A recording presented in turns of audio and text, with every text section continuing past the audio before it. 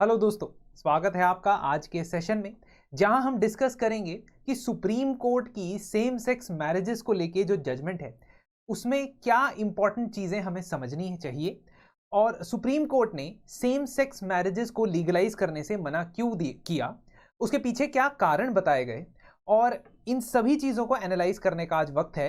क्योंकि 17 अक्टूबर 2023 की judgment Supriyo versus Union of India case के अंदर आई, जिसमें 5 जजेस का कॉन्स्टिट्यूशन बेंच बैठा था। Chief justice of India honourable जज जस्टिस डीवाई चंद्रचूड़ जी, जज justice Sanjay Kishan Kaul ji, justice Hima Kohli ji, justice RN Bhat and justice PS Narasimha. तो ये 5 जजेस का बेंच बैठा था और इसमें 4 मेजर इश्यूज के ऊपर जजमेंट प्रोवाइड की गई है। उन 4 मेजर इश्यूज को देखेंगे जिनको एड्रेस किया गया है सुप्रीम कोर्ट की जजमेंट्स में, और सभी डिफरेंट जजेस की जो ऑब्जर्वेशंस है उसको भी हम समझने की कोशिश करेंगे।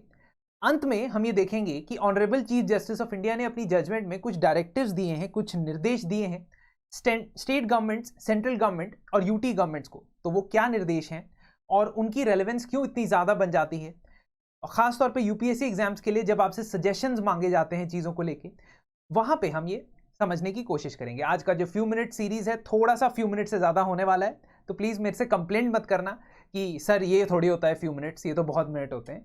यही कुछ मिनट आपके लिए बहुत इंपॉर्टेंट होंगे जब आप इस जजमेंट को रिविजिट करेंगे। दोस्तों, 17 अक्टूबर 2023 को सुप्रीम कोर्ट का कॉन्स्टिट्यूशन बेंच बैठा था। Constitution bench under article 145 of the constitution means एक ऐसा बेंच जो कॉन्स्टिट्यूशनल सवालों पे, संवैधानिक सवालों पे फैसला सुनाता है, और कम से कम उस बेंच में 5 जजेस होने जरूरी है, आवश्यक है। मिनिमम 5 जजेस बेंच होना चाहिए। इस बेंच ने यूनानिमसली ये कहा। अब आपने कहीं जगह देखा होगा कि जजमेंट को 3:2 के बेसिस पे बताया जा रहा है, कई जगह देखा होगा कि यूनानिमस जजमेंट आई है। वो इसलिए क्योंकि जजमेंट के कुछ एस्पेक्ट्स हैं जिसमें जजेस यूनानिमस थे, यानी कि पांचों के पांचों जजेस उस बात से एग्री करते थे, जबकि कुछ एस्पेक्ट्स के अंदर 3:2 की जजमेंट से मेजॉरिटी जजमेंट आई है। मतलब डिसएग्रीमेंट की वजह से 3 जजेस एक पर्टिकुलर एस्पेक्ट को एग्री करते हैं और 2 जजेस डिसएग्री करते हैं। तो ये डिसएग्रीमेंट्स को भी अपनी अपनी जजमेंट्स में सभी जजेस ने बताया है। तो अगर हम बात करें कितनी number of different judgments draft हुई हैं, तो 4 जजमेंट्स ड्राफ्ट हुई हैं। एक chief justice of India Chandrachud साहब की, और दूसरा उनके साथ कॉन्कर करते हुए, उनके साथ एग्री करते हुए जस्टिस संजय किशन कौल की। ये जो जजमेंट है ये माइनॉरिटी व्यू है। माइनॉरिटी क्यों? क्योंकि 5 में से 2 माइनॉरिटी होता है। तो ये one of the rare occasions हैं, ऐसे ओकेजन्स पहले भी आ चुके हैं लेकिन कम, जिसमें चीफ जस्टिस ऑफ इंडिया का जो पक्ष है वो माइनॉरिटी है। याद रखिएगा, हमारी जुडिशरी के अंदर chief justice of India first among equals माने जाते हैं। तो इसका मतलब ये हुआ कि वो जिस भी तरफ हो ये मैटर नहीं करता, मैटर ये करता है कि मेजॉरिटी ऑफ जजेस का क्या कहना है। दूसरी तरफ जो बाकी के 3 जजेस हैं उन्होंने जो जजमेंट दी है वो थोड़ी सी डिफरेंट है माइनॉरिटी जजेस से। इसीलिए हम देखेंगे कि क्या क्या चीजें हमें समझने की जरूरत है। पहली चीज, जो आप लीगलाइजेशन या recognition of same sex marriage की बात करते हैं, तो उसके लिए पिटिशनर्स ने यह डिमांड किया था कि जो भारत में स्पेशल मैरिज एक्ट ऑलरेडी चल रहा है, 1954 का कानून है जो बेसिकली इंटर कास्ट और इंटर रिलीजियस मैरिजेस के लिए बना है, उसमें नॉन हेट्रोसेक्सुअल यूनियंस को भी एडमिशन मिल जाए। नॉन हेट्रोसेक्सुअल यूनियंस को मतलब जो सेम सेक्स के साथ विवाह करना चाहते हैं। सुप्रीम कोर्ट ने इस स्पेशल मैरिज एक्ट को अमेंड करने से और इसके स्कोप को चेंज करने से मना कर दिया, और यह कहा कि अगर हम क्वियर मैरिजेस को स्पेशल मैरिज एक्ट के अंदर लाएंगे तो ये जुडिशियल लेजिस्लेशन होगा। जुडिशियल लेजिस्लेशन का मतलब है कि जुडिशरी लॉ बनाने का काम करेगी। दोस्तों, आप भली भांति जानते हैं कि जब किसी डेमोक्रेसी के अंदर सेपरेशन ऑफ पावर्स होता है तो उसे डिस्ट्रीब्यूट किया जाता है between the executive, the legislature and the judiciary. The legislature is the one that is supposed to make the laws, the executive is the one that is supposed to make the policies and implement the laws, and judiciary is the one who needs to keep a check that everything is happening in a lawful manner or not. अगर judiciary इस particular article या particular section में amendment करता है तो judiciary का ये कहना था, या सबसे इंपॉर्टेंट इन्होंने जिस पे पांचों जजेस एग्री करते थे, वो ये था कि हम जुडिशियल लेजिस्लेशन कर रहे होंगे, हम कानून बना रहे होंगे, जबकि हमारा काम कानून बनाना नहीं है। दोस्तों यहाँ पे क्वियर जो शब्द है बहुत ज्यादा इस्तेमाल हो रहा है। अगर हम इंग्लिश भाषा में देखें तो क्वियर का फर्स्ट मीनिंग होता है विच इज डिफरेंट और स्ट्रेंज, लेकिन अगर हम सेक्सुअल या सेक्सुअलिटी के हिसाब से बात करते हैं तो queer sexual identity does not correspond to the established ideas of sexuality and gender. यानी कि जो हमारे ट्रेडिशनल नॉर्म्स होते हैं जेंडर के और सेक्स के, कि मेल और फीमेल दो हेट्रोसेक्सुअल लोगों के बीच में ही यूनियन हो सकता है, जो इसको नहीं मानते हैं या जो इसके ब्रैकेट में नहीं अपने आप को कंसिडर करते हैं, उन्हें क्वियर माना जाता है। ठीक है, तो LGBTQ community all comes under this category. खैर, अब स्पेशल मैरिज एक्ट की बात हो रही है, तो पहले मैं ये बता दूं कि उसमें क्या चेंज डिमांड की गई थी, and we'll come to the point. Special marriage act जो है, मैंने जैसा आपको बताया, इंटर रिलीजियस और इंटरकास्ट मैरिजेस को फैसिलिटेट करने के लिए बना था, क्योंकि भारत में मैरिज पर्सनल लॉज के अंदर आता है। हिंदूज, बुद्धिस्ट, सिख, इन सब के अपने कानून हैं, although Buddhist come under the Hindu marriage act only. Muslims के अपने पर्सनल लॉज हैं, और उन सभी में जो है इंटर कास्ट और इंटर रिलीजन की मैरिज की रिकॉग्निशन नहीं है। इसीलिए स्पेशल मैरिज एक्ट लाया गया था 54 में। अब स्पेशल मैरिज एक्ट में पिटिशनर्स ये डिमांड कर रहे थे, जिनको मैरिज रिकॉग्निशन चाहिए थी, कि यहां पे मेल और फीमेल शब्द लिखा गया है ना, कि male and female are there and only their union will be considered. Supreme Court से पूछा गया कि क्या आप इसे चेंज कर सकते हैं या क्या आप इसकी इंटरप्रिटेशन को बदल सकते हैं। इसी बात से सुप्रीम कोर्ट ने इनकार किया। अब कुछ चीजों को लेके सुप्रीम कोर्ट यूनानिमस था, यानी पांचों के पांचों जज एग्री करते थे, और ये जो यूनानिमिटी है इसके बारे में हम पढ़ेंगे after we go into all the 4 issues. देखिए, इंडियन एक्सप्रेस में इस न्यूज को बहुत अच्छे से कवर किया गया था, लाइव लॉ वेबसाइट के अंदर भी बहुत ज्यादा इसको एक्सटेंसिवली कवर किया गया था, तो मैंने अपनी जो रिसर्च है उसके बेसिस पे आपको ये अंडरस्टैंडिंग दे रहा हूं। Fundamental right to marry, special marriage act और उसकी interpretation, right of adoption for homosexual couples and option of civil unions, ये 4 मैटर्स हम डिस्कस करते हैं पहले। तो जो सुप्रीम कोर्ट के सामने सवाल आए, उसमें सबसे पहला सवाल ये आया कि राइट टू मैरी समवन, और या किसी से विवाह करना किसी व्यक्ति का फंडामेंटल राइट होना चाहिए, क्योंकि वो उसकी प्राइवेसी को का निर्देशक है, यानी इट शोज, दर्शाता है कि उसकी प्राइवेट चॉइसेस ऑफ मैरिज और चूजिंग अ पार्टनर क्या है। यहां पे सुप्रीम कोर्ट डिसएग्री करता है इस पॉइंट से। माइनॉरिटी और मेजॉरिटी व्यू दोनों डिसएग्री करते हैं। माइनॉरिटी व्यू का मतलब 2 जजेस, जिनके मैंने स्टार्टिंग में आपको नाम बता दिए थे, और मेजॉरिटी व्यू मतलब 3 जजेस। नाउ माइनॉरिटी व्यू ने डिसएग्री किया और कहा कि the marriage may not have attend the social and legal significance it currently has if the state had not regulated it through law. More importantly मैं क्या बताना चाहता हूं आपको, कि marriage is not a fundamental right, it is a statutory right, and that is what both of them have said. Statutory right का मतलब है कि मैरिज को रिकॉग्निशन या मैरिज एंड इंस्टीट्यूशन को रिकॉग्निशन प्रोवाइड करने का काम संविधान ने नहीं किया था, बल्कि पार्लियामेंट के बनाए गए कानूनों ने किया था, जिसके अंदर provisions of special marriage act है, जिसके अंदर provision of Hindu marriage act है। तो पार्लियामेंट में लॉ बनाया और उसने मैरिज को रिकॉग्नाइज किया। संविधान ने मैरिज को एज एन इंस्टीट्यूशन रिकॉग्नाइज नहीं किया। इसीलिए to marry someone is not your fundamental right, और यह बहुत ही इंपॉर्टेंट डिस्टिंक्शन ड्रॉ किया गया। सिमिलरली मेजॉरिटी व्यू ये कहता है कि there are certain things that are fundamentally important to an individual. किसी व्यक्ति के लिए कुछ चीजें बहुत ज्यादा जरूरी हो सकती हैं और उन्हें फंडामेंटल राइट नहीं बनाया जा सकता। Importance of something to an individual does not justify it becoming a fundamental right, है ना। यदि मेरे लिए शादी करना, विवाह करना बहुत इंपॉर्टेंट है, इसका मतलब यह नहीं है कि वो आपका फंडामेंटल राइट हो जाएगा, ठीक है। And also, even if a majority, major section of population believes that X or Y or Z, some particular practice is very important to us, even then this cannot become a constitutional fundamental right. कहने का ये मतलब है कि ये matter नहीं करता है कि majority को क्या लगता है, क्योंकि हम हमेशा बात करते हैं जब भी सुप्रीम कोर्ट जजमेंट देती है कि कॉन्स्टिट्यूशनल मोरालिटी पे ध्यान देना है, और कॉन्स्टिट्यूशनल मोरालिटी के हिसाब से मैरिज को फंडामेंटल राइट का खिताब नहीं मिला है, तो इसीलिए उसे आप अधिकार की तरह नहीं मांग सकते। दूसरा जो पॉइंट था वो था स्पेशल मैरिज एक्ट का। दूसरा जो मुद्दा था वो ये था कि स्पेशल मैरिज एक्ट को आप चेंज कर दें। पिटिशनर्स ने कहा कि you use the word spouse instead of using the word man and woman, जिससे वो कानून जेंडर न्यूट्रल हो जाएगा। पिटिशनर्स ने यह भी कहा कि यदि आप ये नहीं कर सकते हैं, if you can not do this, then you can strike down those provisions जहां पे जेंडर लिखा गया।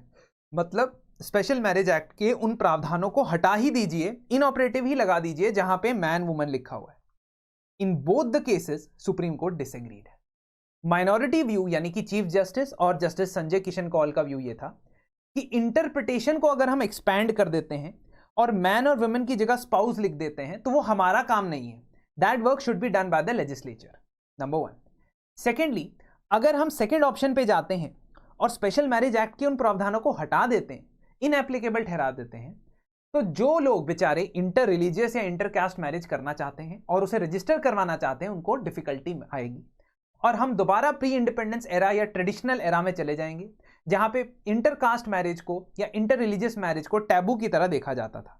अब आप आर्ग्यू कर सकते हैं कि आज के समय में भी ऐसा होता है, लेकिन कम से कम लीगल रिकॉग्निशन, लीगल प्रोटेक्शन तो मिलती है अंडर स्पेशल मैरिज एक्ट। अगर हम उसे हटा दें तो इन पर्टिकुलर कपल्स के साथ इनजस्टिस होगा। मेजॉरिटी व्यू का यह कहना है कि एसएमए में, स्पेशल मैरिज एक्ट में, मैं सेम सेक्स कपल्स को इसलिए नहीं इंक्लूड कर सकता क्योंकि पार्लियामेंट ने जब यह कानून बनाया था, they did not have in mind the concept of same sex couples. इसका मतलब यह कि हमें यह देखना चाहिए कि पार्लियामेंट ने जिस इंटेंशन से यह कानून बनाया था, हम अगर उस इंटेंशन को ही चेंज कर देते हैं तो हम judiciary as a judiciary will be doing wrong. ठीक है, तो इसीलिए मेजॉरिटी व्यू, माइनॉरिटी व्यू दो अलग अलग क्यों हैं? क्योंकि उनकी समझ इस पर्टिकुलर प्रोविजन को लेके अलग है। मेजॉरिटी व्यू वाले 3 जज कहते हैं कि हम इसलिए स्पेशल मैरिज एक्ट को नहीं हटा रहे क्योंकि इस एक्ट में होमोसेक्सुअल कपल्स का मेंशन नहीं है, क्योंकि ऐसा सोचा ही नहीं गया था, इमेजिन ही नहीं किया गया था कि it will be for them. तो अगर आपने कानून बनाना ही है तो एक अलग नया कानून बनाओ जिसमें, और जो एंटी डिस्क्रिमिनेटरी कानून होगा, विच वील डिस्कस अबाउट लेटर, इसी लेक्चर में आगे हम डिस्कस करते हैं। जस्टिस रविंद्र भट्ट, जो कि मेजॉरिटी व्यू के अंदर, मेजॉरिटी पक्ष के अंदर वन ऑफ द जजेस हैं, उन्होंने ये कहा कि एसएमए को अगर हम जेंडर न्यूट्रल बना देते हैं और वाइफ, हस्बैंड, मैन, वुमन जैसे शब्दों को स्पाउस से बदल देते हैं तो उसका एक कैस्केडिंग इफेक्ट होगा। कैस्केडिंग इफेक्ट क्यों? कैस्केडिंग इफेक्ट का मतलब होता है कि सिर्फ ये चेंज कर देने से बहुत सारे कानून और उसके प्रावधान और बाकी सेक्शंस में बदलाव आना पड़ेगा। For example, special marriage act के अंदर ही अगर हम देखें तो सेक्शन 36 और 37 एलिमोनी और मेंटेनेंस की बात करता है। तो क्या एलिमोनी और मेंटेनेंस जो अभी तक विमेन को मिलता था, विमेन का अधिकार हुआ करता था, क्या अब वो जेंडर न्यूट्रल हो जाएगा और मेल्स को भी मिलेगा? अगर आप इसको जेंडर न्यूट्रल करना चाहते हो तो फिर हर एक प्रोविजन को जेंडर न्यूट्रल करना पड़ेगा और उससे लिटिगेशन, नंबर ऑफ केसेस बढ़ेंगे। और इस डिबेट को पहले रिजॉल्व कर लो, उसके बाद हम इसमें चेंज लाएं। सिमिलरली, इसी स्पेशल मैरिज एक्ट के अंदर यदि आपको डिवोर्स चाहिए तो हस्बैंड के खिलाफ अगर रेप का केस या बाइगेमी मतलब दूसरी marriage without divorcing the previous wife, अगर यह साबित हो जाता है कोर्ट में, तो this becomes a ground for taking divorce. Divorce लेने का ये कारण बन सकता है, बेसिस बन सकता है। लेकिन क्योंकि यहां हस्बैंड लिखा हुआ है तो आपको स्पाउस में बदलना पड़ेगा। और अगर आप स्पाउस में बदलते हो तो क्या आप इस डिबेट के लिए तैयार हो कि मैन और वुमेन के जो ये राइट्स हैं वो बिल्कुल इक्वली मिलने चाहिए? जस्टिस भट्ट का कहना है नहीं, कुछ कानून जानबूझ के बनाए गए हैं इस जेंडर न्यूट्रल नहीं है। वो इसलिए क्योंकि डोमेस्टिक वायलेंस जो है, women have been traditionally more victims. ठीक है, it is Justice Bhatt's view that women are traditionally more of the victim as compared to men in case of domestic violence। और अगर डेटा स्टैटिस्टिक देखोगे तो आपको ये सही ही बात मिलेगी। तो इसका मतलब कि स्पेशल मैरिज एक्ट में जेंडर न्यूट्रल रखने से कुछ नहीं होगा, आपको पूरा का पूरा लीगल सिस्टम को फिर सोचना पड़ेगा और जो उसके इंप्लीकेशंस होंगे उस हिसाब से सोचना पड़ेगा। So this is why special marriage act के अंदर बदलाव नहीं लाया गया। आई होप आपको ये बात समझ आ गई होगी। तीसरा जो एस्पेक्ट यहां पे कवर किया गया है वो है अडॉप्शन को लेके। क्या अगर आप इनको मैरिज राइट्स नहीं देते हो तो कम से कम क्या आप एक होमोसेक्सुअल कपल को अडॉप्शन राइट्स दे सकते हो? यानी बच्चों को अडॉप्ट करने के अधिकार दे सकते हो, क्योंकि भारत के अंदर अगर कारा की गाइडलाइंस देखी जाए, now in India adoption is regulated by an act and that act is called juvenile justice care and protection act. ठीक है, ये 2015 का एक्ट है। वैसे 2000 में आया था, 2015 में इसको पूरी तरह अमेंड किया गया था, 2021 में भी, 2021 में भी इसमें कुछ अमेंडमेंट्स आए थे। We need not discuss those amendments, we just need to know कि जुवेनाइल जस्टिस एक्ट के अंदर कारा यानी कि सेंट्रल अडॉप्शन रिसोर्स अथॉरिटी बनाई जाती है, जिसका काम होता है अडॉप्शन को रेगुलेट करना। नाउ जुवेनाइल जस्टिस एक्ट में ऐसा कुछ नहीं लिखा गया है कि अडॉप्शन कौन कर सकता है, यानी कि मैरिड कपल्स कर सकते हैं या अनमैरिड कपल्स कर सकते हैं या हेट्रोसेक्सुअल या होमोसेक्सुअल कपल्स कर सकते हैं। That is not been clarified. But जो कारा को बनाने वाली गाइडलाइंस हैं, यानी कि सेंट्रल अडॉप्शन रिसोर्स अथॉरिटीज की जो गाइडलाइंस है, वो ये कहती है कि अनमैरिड कपल्स जॉइंटली बच्चों को अडॉप्ट नहीं कर सकते।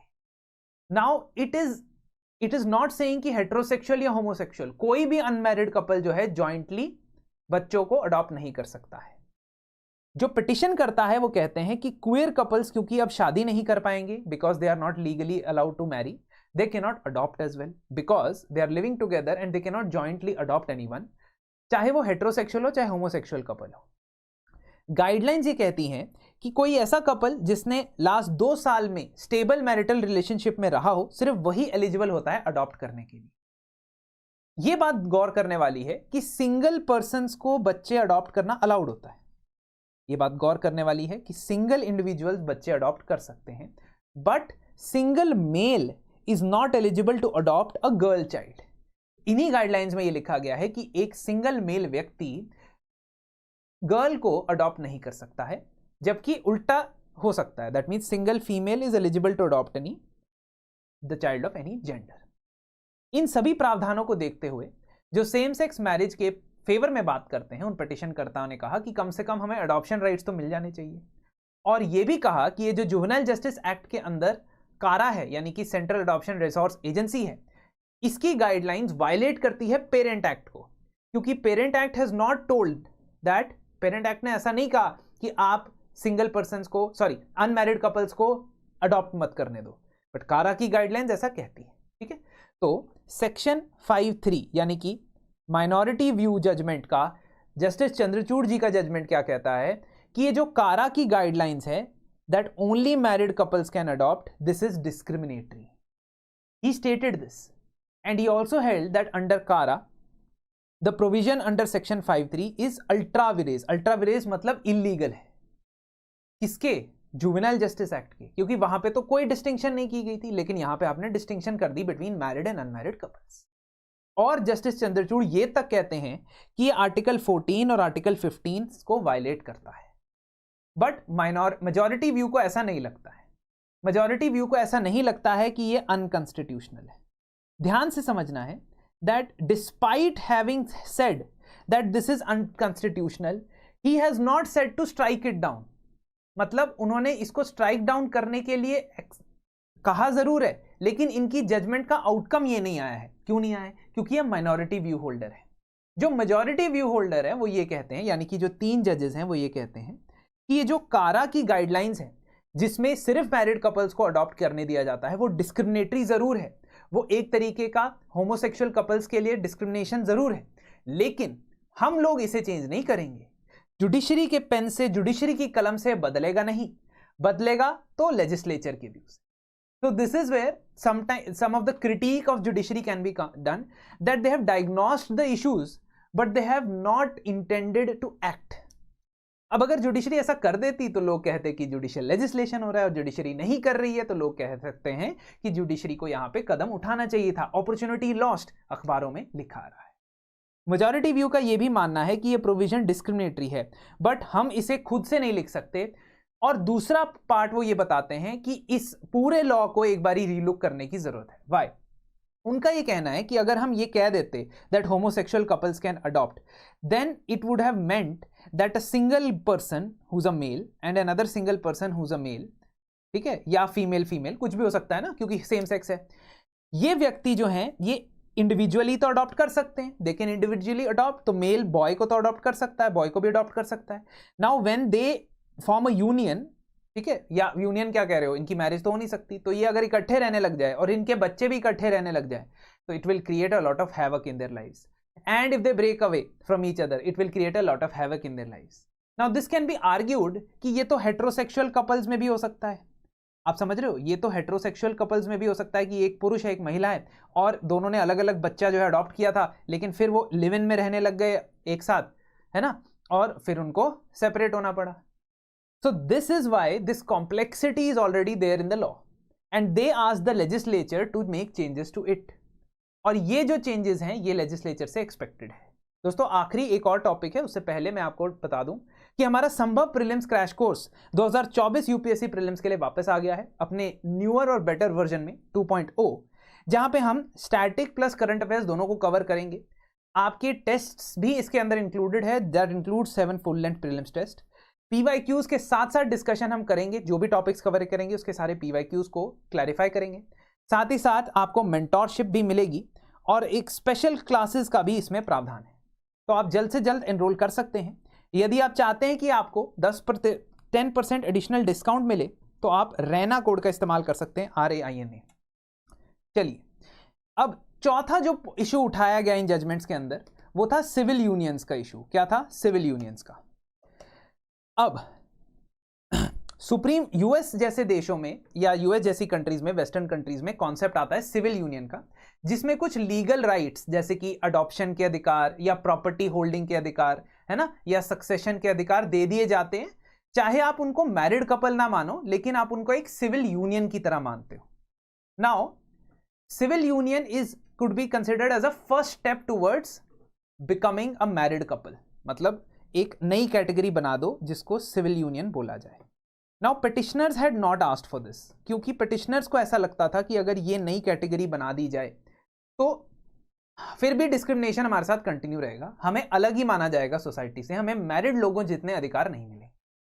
लेकिन जब इस कोर्ट की हियरिंग हो रही थी, इस केस की हियरिंग्स हो रही थी, तो सॉलिसिटर जनरल तुषार मेहता जी ने यह कहा था कि हम एक कमिटी बनाएंगे, उस कमिटी के अंदर कैबिनेट सेक्रेटरी को चेयरपर्सनशिप दे देंगे और वो कमिटी एक्सप्लोर करेगी possibilities to provide a certain bouquet of rights. Bouquet मतलब एक कलेक्शन ऑफ राइट्स, अधिकार जो है जैसे यूएसए वगैरह वेस्टर्न कंट्रीज में दिए जाते हैं होमोसेक्सुअल कपल्स को, वैसा हम कुछ बनाने का प्लान करेंगे.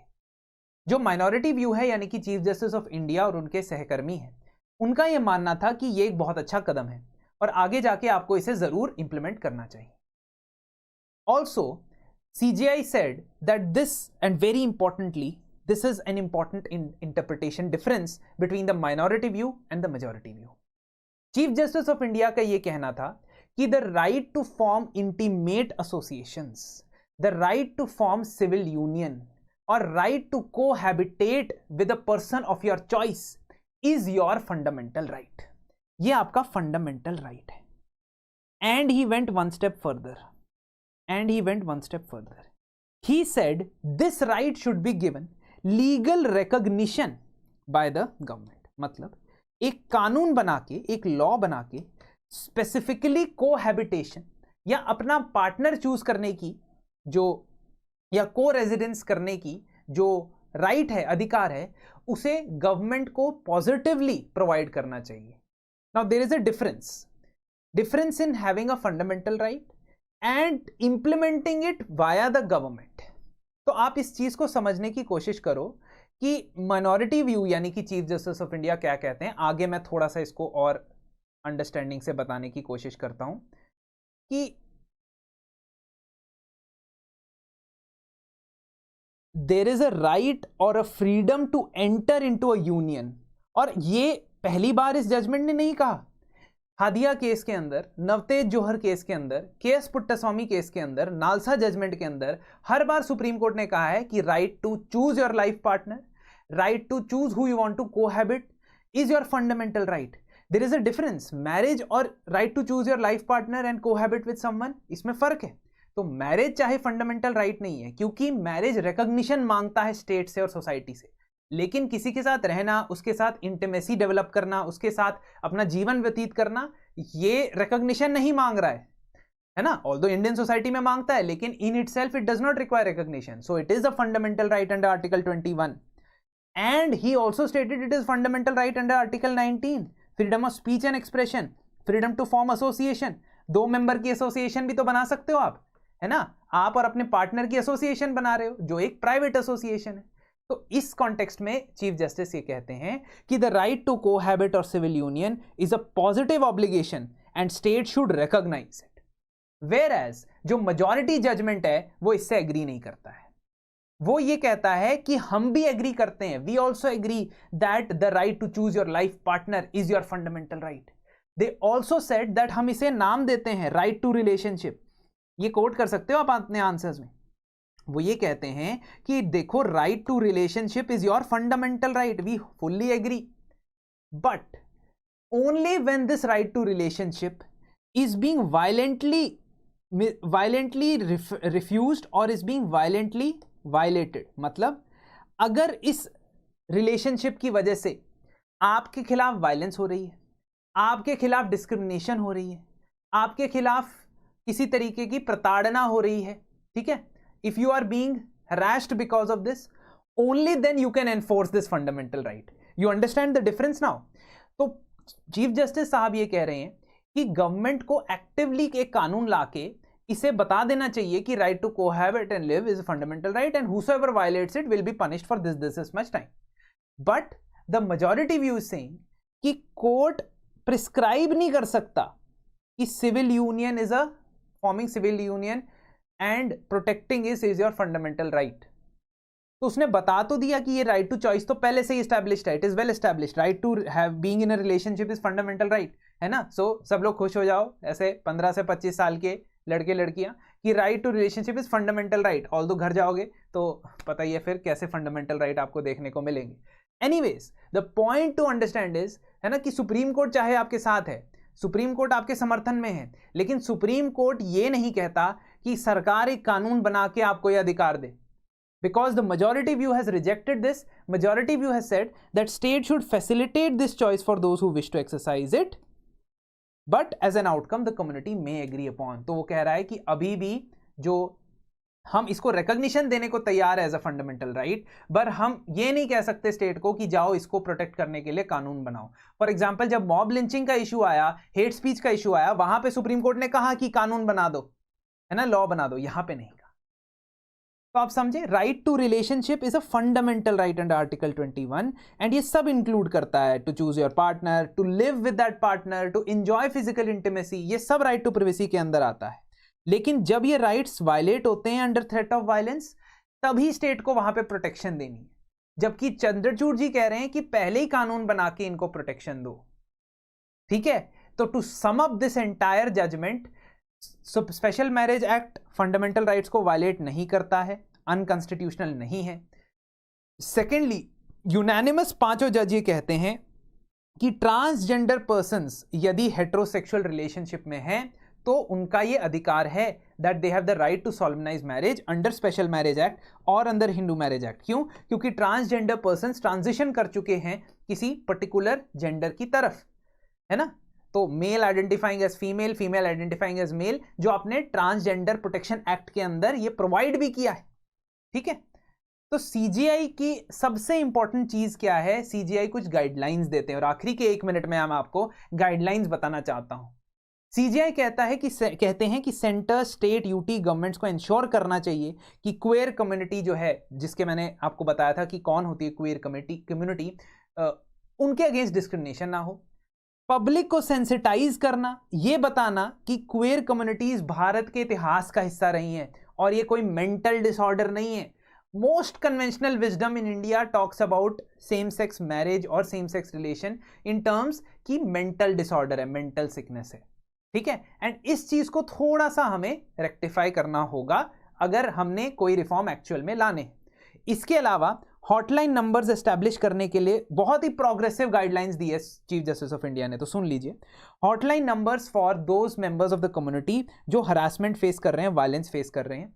Also the intersex children who must not be forced to undergo operations. Intersex children is a very difficult biological term to understand, जहां पे कई बार ऐसा होता है कि जेनिटल ऑर्गन्स या सेक्सुअल रिप्रोडक्टिव ऑर्गन्स जो हैं वो प्रॉपरली किसी मेल या किसी फीमेल के डेवलप नहीं हो पाते हैं। ठीक है, तो there is an identity crisis for those type of children. Now किसी तरीके का सर्जिकल ऑपरेशन या ऑपरेटिव प्रोसीजर बच्चों के ऊपर उस उम्र में नहीं होना चाहिए जहां पे वो नहीं समझ रहे कि उनके साथ क्या हो रहा है। तो इसीलिए he has told that there should not be any kind of medical operative procedures on children for this type of activity. Also, police should not force queer persons to return to their native families, क्योंकि भारत में ऐसा होता है कि जो इस तरीके की आइडेंटिटी लेके चलते हैं उनको डिस्क्रिमिनेट किया जाता है, इवन परिवार के अंदर एक्सेप्टेबिलिटी नहीं मिलती। And that is how the Supreme Court has talked about the same-sex marriage. Despite talking much in favor of same-sex rights, they have been unable or they have been unwilling to provide them marriage rights. 5 minute में देखते हैं कि tribunals की contempt of court की punishment की कोई power होती है या नहीं होती। इसको लेके रिसेंट क्या अपडेट आया है, इलाहाबाद हाई कोर्ट की जजमेंट क्या है, और थोड़ा सा समझने की कोशिश करते हैं कि कंटेम्प्ट ऑफ कोर्ट आखिर होता क्या है। देखिए 1976 ये साल था जब 42nd कॉन्स्टिट्यूशनल अमेंडमेंट एक्ट पास हुआ, जिसको मिनी कॉन्स्टिट्यूशन भी कहा जाता है। इसने बहुत सारे बदलाव लाए संविधान में, लेकिन एक इंपॉर्टेंट चेंज लाया आर्टिकल 323A और B के अंदर। ये बताया गया कि ट्राइब्यूनल्स बनाने की पावर हम दे रहे हैं। 323A के अंडर ये पावर पार्लियामेंट को मिली और 323B के अंडर ये पावर पार्लियामेंट और स्टेट लेजिस्लेचर्स को मिली। आज हमारा फोकस यहां 323A पे है। इसके अंडर पार्लियामेंट ने एक कानून पास किया जिसका नाम था एडमिनिस्ट्रेटिव ट्राइब्यूनल एक्ट ऑफ 1985। इस एडमिनिस्ट्रेटिव ट्राइब्यूनल एक्ट के अंदर एक सेंट्रल एडमिनिस्ट्रेटिव ट्राइब्यूनल बनाया गया जिसको कैट के नाम से जाना जाता है। ये सेंट्रल सिविल सर्विसेज के अंदर रिक्रूटमेंट, पोस्टिंग, डिसमिसल, इन सब को लेके जो डिस्प्यूट्स होते हैं उनके डिसीजन मेकिंग करता है। इसका मतलब ये डिस्प्यूट्स कोर्ट्स के पास नहीं जाते, ट्राइब्यूनल के पास जाते हैं। अब इस ट्राइब्यूनल से जुड़ा क्या जजमेंट आया है? इलाहाबाद हाई कोर्ट का ये जजमेंट आया है जो कहता है कि अगर कैट कंटेम्प्ट ऑफ कोर्ट की प्रोसीडिंग्स में कोई जजमेंट सुनाता है, कोई फैसला सुनाता है, तो उस फैसले को चैलेंज किया जा सकता है सिर्फ और सिर्फ सुप्रीम कोर्ट के पास। गौरतलब है कि 1997 में सुप्रीम कोर्ट ऑफ इंडिया ने एक जजमेंट सुनाई थी। उस केस का नाम था एल चंद्र कुमार केस। उसमें कहा गया था कि कोई भी ट्राइब्यूनल होने दो भारत के अंदर, उसकी अपील या उसकी किसी जजमेंट को अगर आपने अपील करना है ना, तो आप हाई कोर्ट की, उस स्टेट के हाई कोर्ट की डिवीजन बेंच के पास जाएंगे। लेकिन अगर कंटेम्प्ट ऑफ कोर्ट के अंदर कोई प्रोसीडिंग्स होती, उसको अगर आपने अपील करना है, उसके लिए आपको सुप्रीम कोर्ट के पास जाना पड़ेगा। ये दोबारा से इलाहाबाद हाई कोर्ट ने यहां पे क्लैरिफाई किया है। तो आखिर ये कंटेम्प्ट ऑफ कोर्ट होता क्या है? देखिए कॉन्स्टिट्यूशन में 2 आर्टिकल है, 129 और 215। 129 सुप्रीम कोर्ट को पावर देता है कि वो कंटेम्प्ट ऑफ कोर्ट के लिए पनिश कर सकता है। सिमिलरली हाई कोर्ट को ये पावर 215 में दी गई है। लेकिन वहां पे ना तो ये डिफाइन किया गया है कि what is contempt of court, और ना ही ये बताया गया है कि कितनी सजा होगी। इसके लिए HN सन्याल कमेटी बैठी थी और उस कमेटी ने कंटेम्प्ट ऑफ कोर्ट एक्ट 1971 बनाने के लिए कहा, जो बना भी। तो पार्लियामेंट ने पास किया एक कानून जिसका नाम था contempt of court act of 1971। इस कानून में 2 तरीके के कंटेम्प्ट डिफाइन किए गए हैं, एक सिविल और एक क्रिमिनल। सिविल कंटेम्प्ट वो होता है जिसमें आप कोर्ट की किसी जजमेंट को, फैसले को, ऑर्डर को मानते नहीं हो, रिफ्यूज कर देते हो। फॉर एग्जाम्पल आपको समन आया है, आप आए नहीं कोर्ट में, that civil contempt. Criminal contempt थोड़ा सा ब्रॉड है। उसके अंदर अगर आप किसी तरीके से पब्लिकेशन से, अपनी स्पीच से, अपने गाने से, अपने ट्वीट से कहीं भी एक्सप्रेस करते हो और उस एक्सप्रेशन से आप स्कैंडलाइज करते हो या lower the authority of the court, disrespect show करना एक तरीके से जुडिशरी को, वो कंटेम्प्ट होता है क्रिमिनल कंटेम्प्ट। ब्रॉड डेफिनेशन है, हम और आप आर्ग्यू कर सकते हैं कि इसका एक्चुअल मीनिंग क्या है। एनीवेज, जब भी आप इंटरफेयर करते हो जुडिशियल प्रोसीडिंग से, even that is criminal contempt, और इसकी सजा मैक्सिमम आपको 6 मंथ्स की पनिशमेंट की मिल सकती है। अब ध्यान देने वाली बात यह है कि यह पावर हाई कोर्ट और सुप्रीम कोर्ट के पास कॉन्स्टिट्यूशनली है, लेकिन ट्राइब्यूनल्स को भी यह पावर दी गई है under section 17 of administrative tribunal act. क्यों? क्योंकि जब संविधान में 323 डाला गया था, उसमें लिखा था कि पार्लियामेंट ट्राइब्यूनल को भी कंटेम्प्ट ऑफ कोर्ट की पनिशमेंट के लिए पावर दे सकती है। दूसरी और इंपॉर्टेंट बात आपने क्या याद रखनी है? सुप्रीम कोर्ट के पास सिर्फ अपने कंटेम्प्ट के लिए नहीं बल्कि किसी लोअर कोर्ट या ट्राइब्यूनल के कंटेम्प्ट के लिए पनिश करने की भी पावर्स होती है, which is very interesting to note. Contempt of court act के अंदर अगर आपको पनिशमेंट मिलनी है तो सुप्रीम कोर्ट खुद सो मोटो भी यानी कि अपने आप से आपके केस को टेकअप कर सकता है, या कोई थर्ड पार्टी अटॉर्नी जनरल के पास से रेफरल लेके, अटॉर्नी जनरल के पास से साइन करा के अप्रूवल लेके सुप्रीम कोर्ट के पास जा सकती है। So this is what you need to understand about the contempt and the administrative tribunal and its powers to punish for contempt. आइए डिस्कस करते हैं कि सुप्रीम कोर्ट के अंदर ये वीवीपैट को लेके क्या प्रॉब्लम चल रहा है और वीवीपैट आखिर होता क्या है। देखिए, सुप्रीम कोर्ट ने कहा है कि जल्द ही वो voter verifiable paper audit trail यानी वीवीपैट के बारे में अपनी जजमेंट सुनाने वाला है। सुप्रीम कोर्ट के पास बहुत सारे पिटिशनर्स, जिसमें से मुख्य petitioner ADR association for democratic reforms, ये पिटिशन लेके आए हैं कि वीवीपैट की जो वेरिफिकेशन होती है वो सभी कंस्टिट्यूएंसीज के अंदर होनी चाहिए, यानी 100% कॉन्स्टिट्यूएंसीज में होनी चाहिए। इसके लिए हमें समझना होगा कि वीवीपैट आखिर होता क्या है। देखिए, जब आप इलेक्शन में वोट देने जाते हैं तो आपको ईवीएम या इलेक्ट्रॉनिक वोटिंग मशीन के बारे में पता होगा। इसमें मेनली 2 यूनिट होते हैं, एक बैलेट यूनिट जिसमें आप अपनी पसंद के उम्मीदवार के लिए बटन दबाते हैं, और दूसरा कंट्रोल यूनिट जो इसके साथ अटैच्ड होता है जिससे वोट की काउंटिंग होती है।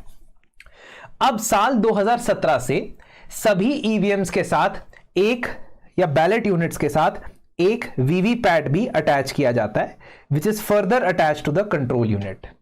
ये वीवीपैट बेसिकली आपके दिए गए वोट को वेरीफाई करने के लिए होता है।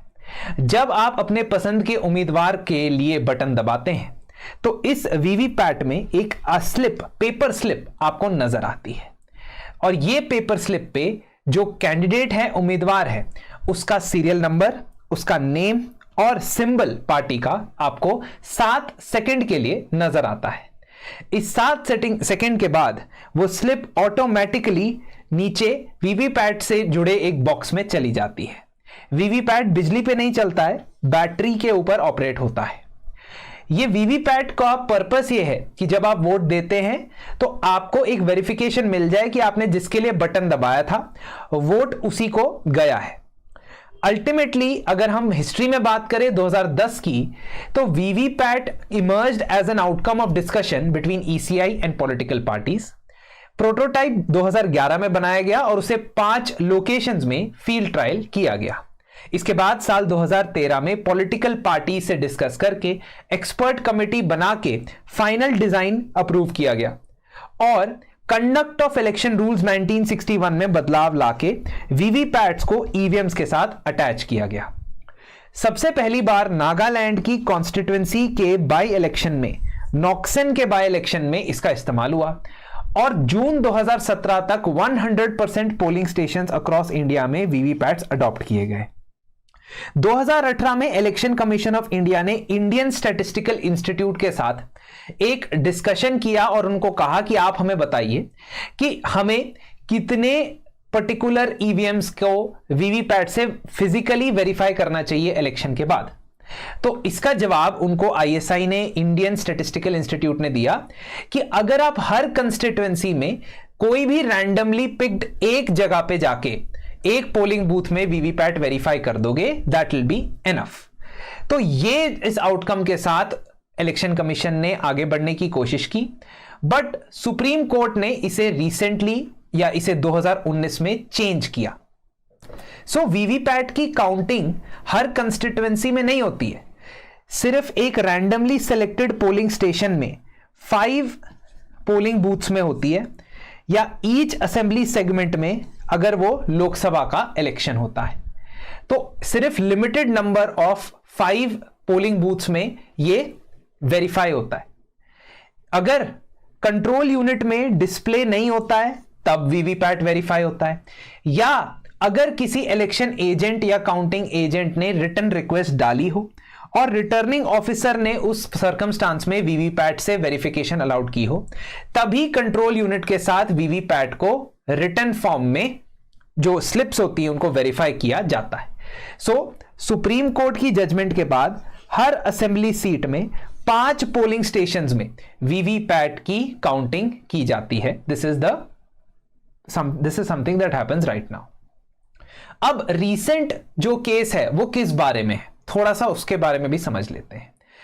ये आरोप लगाए गए हैं कि क्योंकि ईवीएम या इलेक्ट्रॉनिक वोटिंग मशीन एक फुल प्रूफ टेक्नोलॉजी नहीं है, इसलिए उसे हर एक पोलिंग बूथ में हर एक ईवीएम को वीवीपैट के साथ वेरीफाई करना चाहिए. That means 100% verification should happen. इसी संदर्भ में सुप्रीम कोर्ट ने हियरिंग के दौरान 5 सवाल पूछे जो इलेक्शन कमीशन ने रिस्पॉन्स किए. पहला सवाल, कंट्रोल यूनिट के अंदर क्या कोई माइक्रो कंट्रोलर होता है या वीवीपैट के अंदर होता है जिससे सिग्नल कंट्रोल यूनिट की तरफ जाता है. इलेक्शन कमीशन का रिप्लाई आया कि देखिए, माइक्रो कंट्रोलर जो होता है जिससे सिग्नल ट्रांसफर होता है वो वन टाइम प्रोग्रामेबल है. मतलब एक बार प्रोग्राम होने के बाद दोबारा उसमें चेंजेस नहीं किए जा सकते, वो पूरी तरीके से सिस्टम बैठ जाएगा अगर चेंज कर दिया. और दूसरा, माइक्रो कंट्रोलर तीनों में होते हैं, कंट्रोल यूनिट में, बैलेट यूनिट में और वीवीपैट में भी. इसके अलावा उन्होंने ये भी बोला कि ईसीआई के पास कितने सिंबल लोडिंग यूनिट है, यानी वो जहां जहां पे सिंबल्स लोड करते हैं उस पर्टिकुलर मशीन में, ऐसे कितने यूनिट है. तो इलेक्शन कमीशन के ऑफिशियल ने कहा कि 5000 तक हमारे पास सिंबल लोडिंग यूनिट है जो 2 मैन्युफैक्चरर्स बनाते हैं. आपको पता ही होगा ईवीएम मशीन भी 2 मैन्युफैक्चरर्स बनाते हैं, electronic corporation of India limited और भारत हेवी इलेक्ट्रिकल लिमिटेड. दोस्तों एक छोटा सा रिमाइंडर देना चाहूंगा, मैंने 3 वीडियोस के अंदर पॉलिटी गवर्नेंस के मोस्ट इंपॉर्टेंट टॉपिक्स प्रीलिम्स के लिए कवर किए हैं, एक बार उन्हें जरूर देख लीजिएगा. अब ईवीएम्स और वीवीपैट्स 45 डेज के लिए स्टोरेज में रखे जाते हैं, क्योंकि रिप्रेजेंटेशन ऑफ पीपल एक्ट ये कहता है कि इवन जब काउंटिंग पूरी हो जाए, पोलिंग के बाद आपको 45 डेज तक ईवीएम और वीवीपैट को स्टोर करके रखना होता है. रीजन बीइंग कि इस दौरान इलेक्शन पिटीशन फाइल किया जा सकता है और इलेक्शन पिटीशन के लिए रीकाउंटिंग करनी पड़ सकती है. इसके साथ साथ यह भी बताया गया कि अगर चीफ इलेक्टोरल ऑफिसर ने कह दिया कि किसी हाई कोर्ट ने इलेक्शन पिटीशन फाइल की गई है, तब तो उन्हें स्टोर रखा जाता है, नहीं तो उन्हें बाहर निकाल दिया जाता है. इलेक्शन कमीशन ने यह भी कहा कि वीवीपैट को पोलिंग से पहले ईवीएम से अलग स्टोर किया जाता है, लेकिन पोलिंग के बाद उन्हें एक साथ स्टोर किया जाता है. यह सवाल सुप्रीम कोर्ट ने पूछे थे. अब देखते हैं सुप्रीम कोर्ट वीवीपैट के बारे में क्या गाइडलाइंस देता है. जल्दी ये गाइडलाइंस आ जाएंगी, पर अभी तक के लिए जो फैक्ट्स मैंने इस वीडियो में डिस्कस किए हैं वो आप जरूर रिवाइज कर लीजिएगा. इलेक्टोरल बॉन्ड्स में क्या प्रॉब्लम थी, क्या इश्यूज थी, क्या परेशानी थी कि उनको सुप्रीम कोर्ट ने अनकॉन्स्टिट्यूशनल ठहरा दिया, आज हम ये जानेंगे. इसके साथ साथ एग्जामिनेशन पर्सपेक्टिव से क्या पॉइंट्स हमें याद रखने चाहिए और एक नई डॉक्ट्राइन सुप्रीम कोर्ट ने दी है, उसके बारे में भी ध्यान से पढ़ेंगे. Association for democratic reforms versus Union of India 2024, इस केस के अंदर सुप्रीम कोर्ट ने यह कहा कि इलेक्टोरल बॉन्ड जो हैं वो अनकॉन्स्टिट्यूशनल है, आर्बिट्ररी हैं और आर्टिकल 14 को वायलेट करते हैं.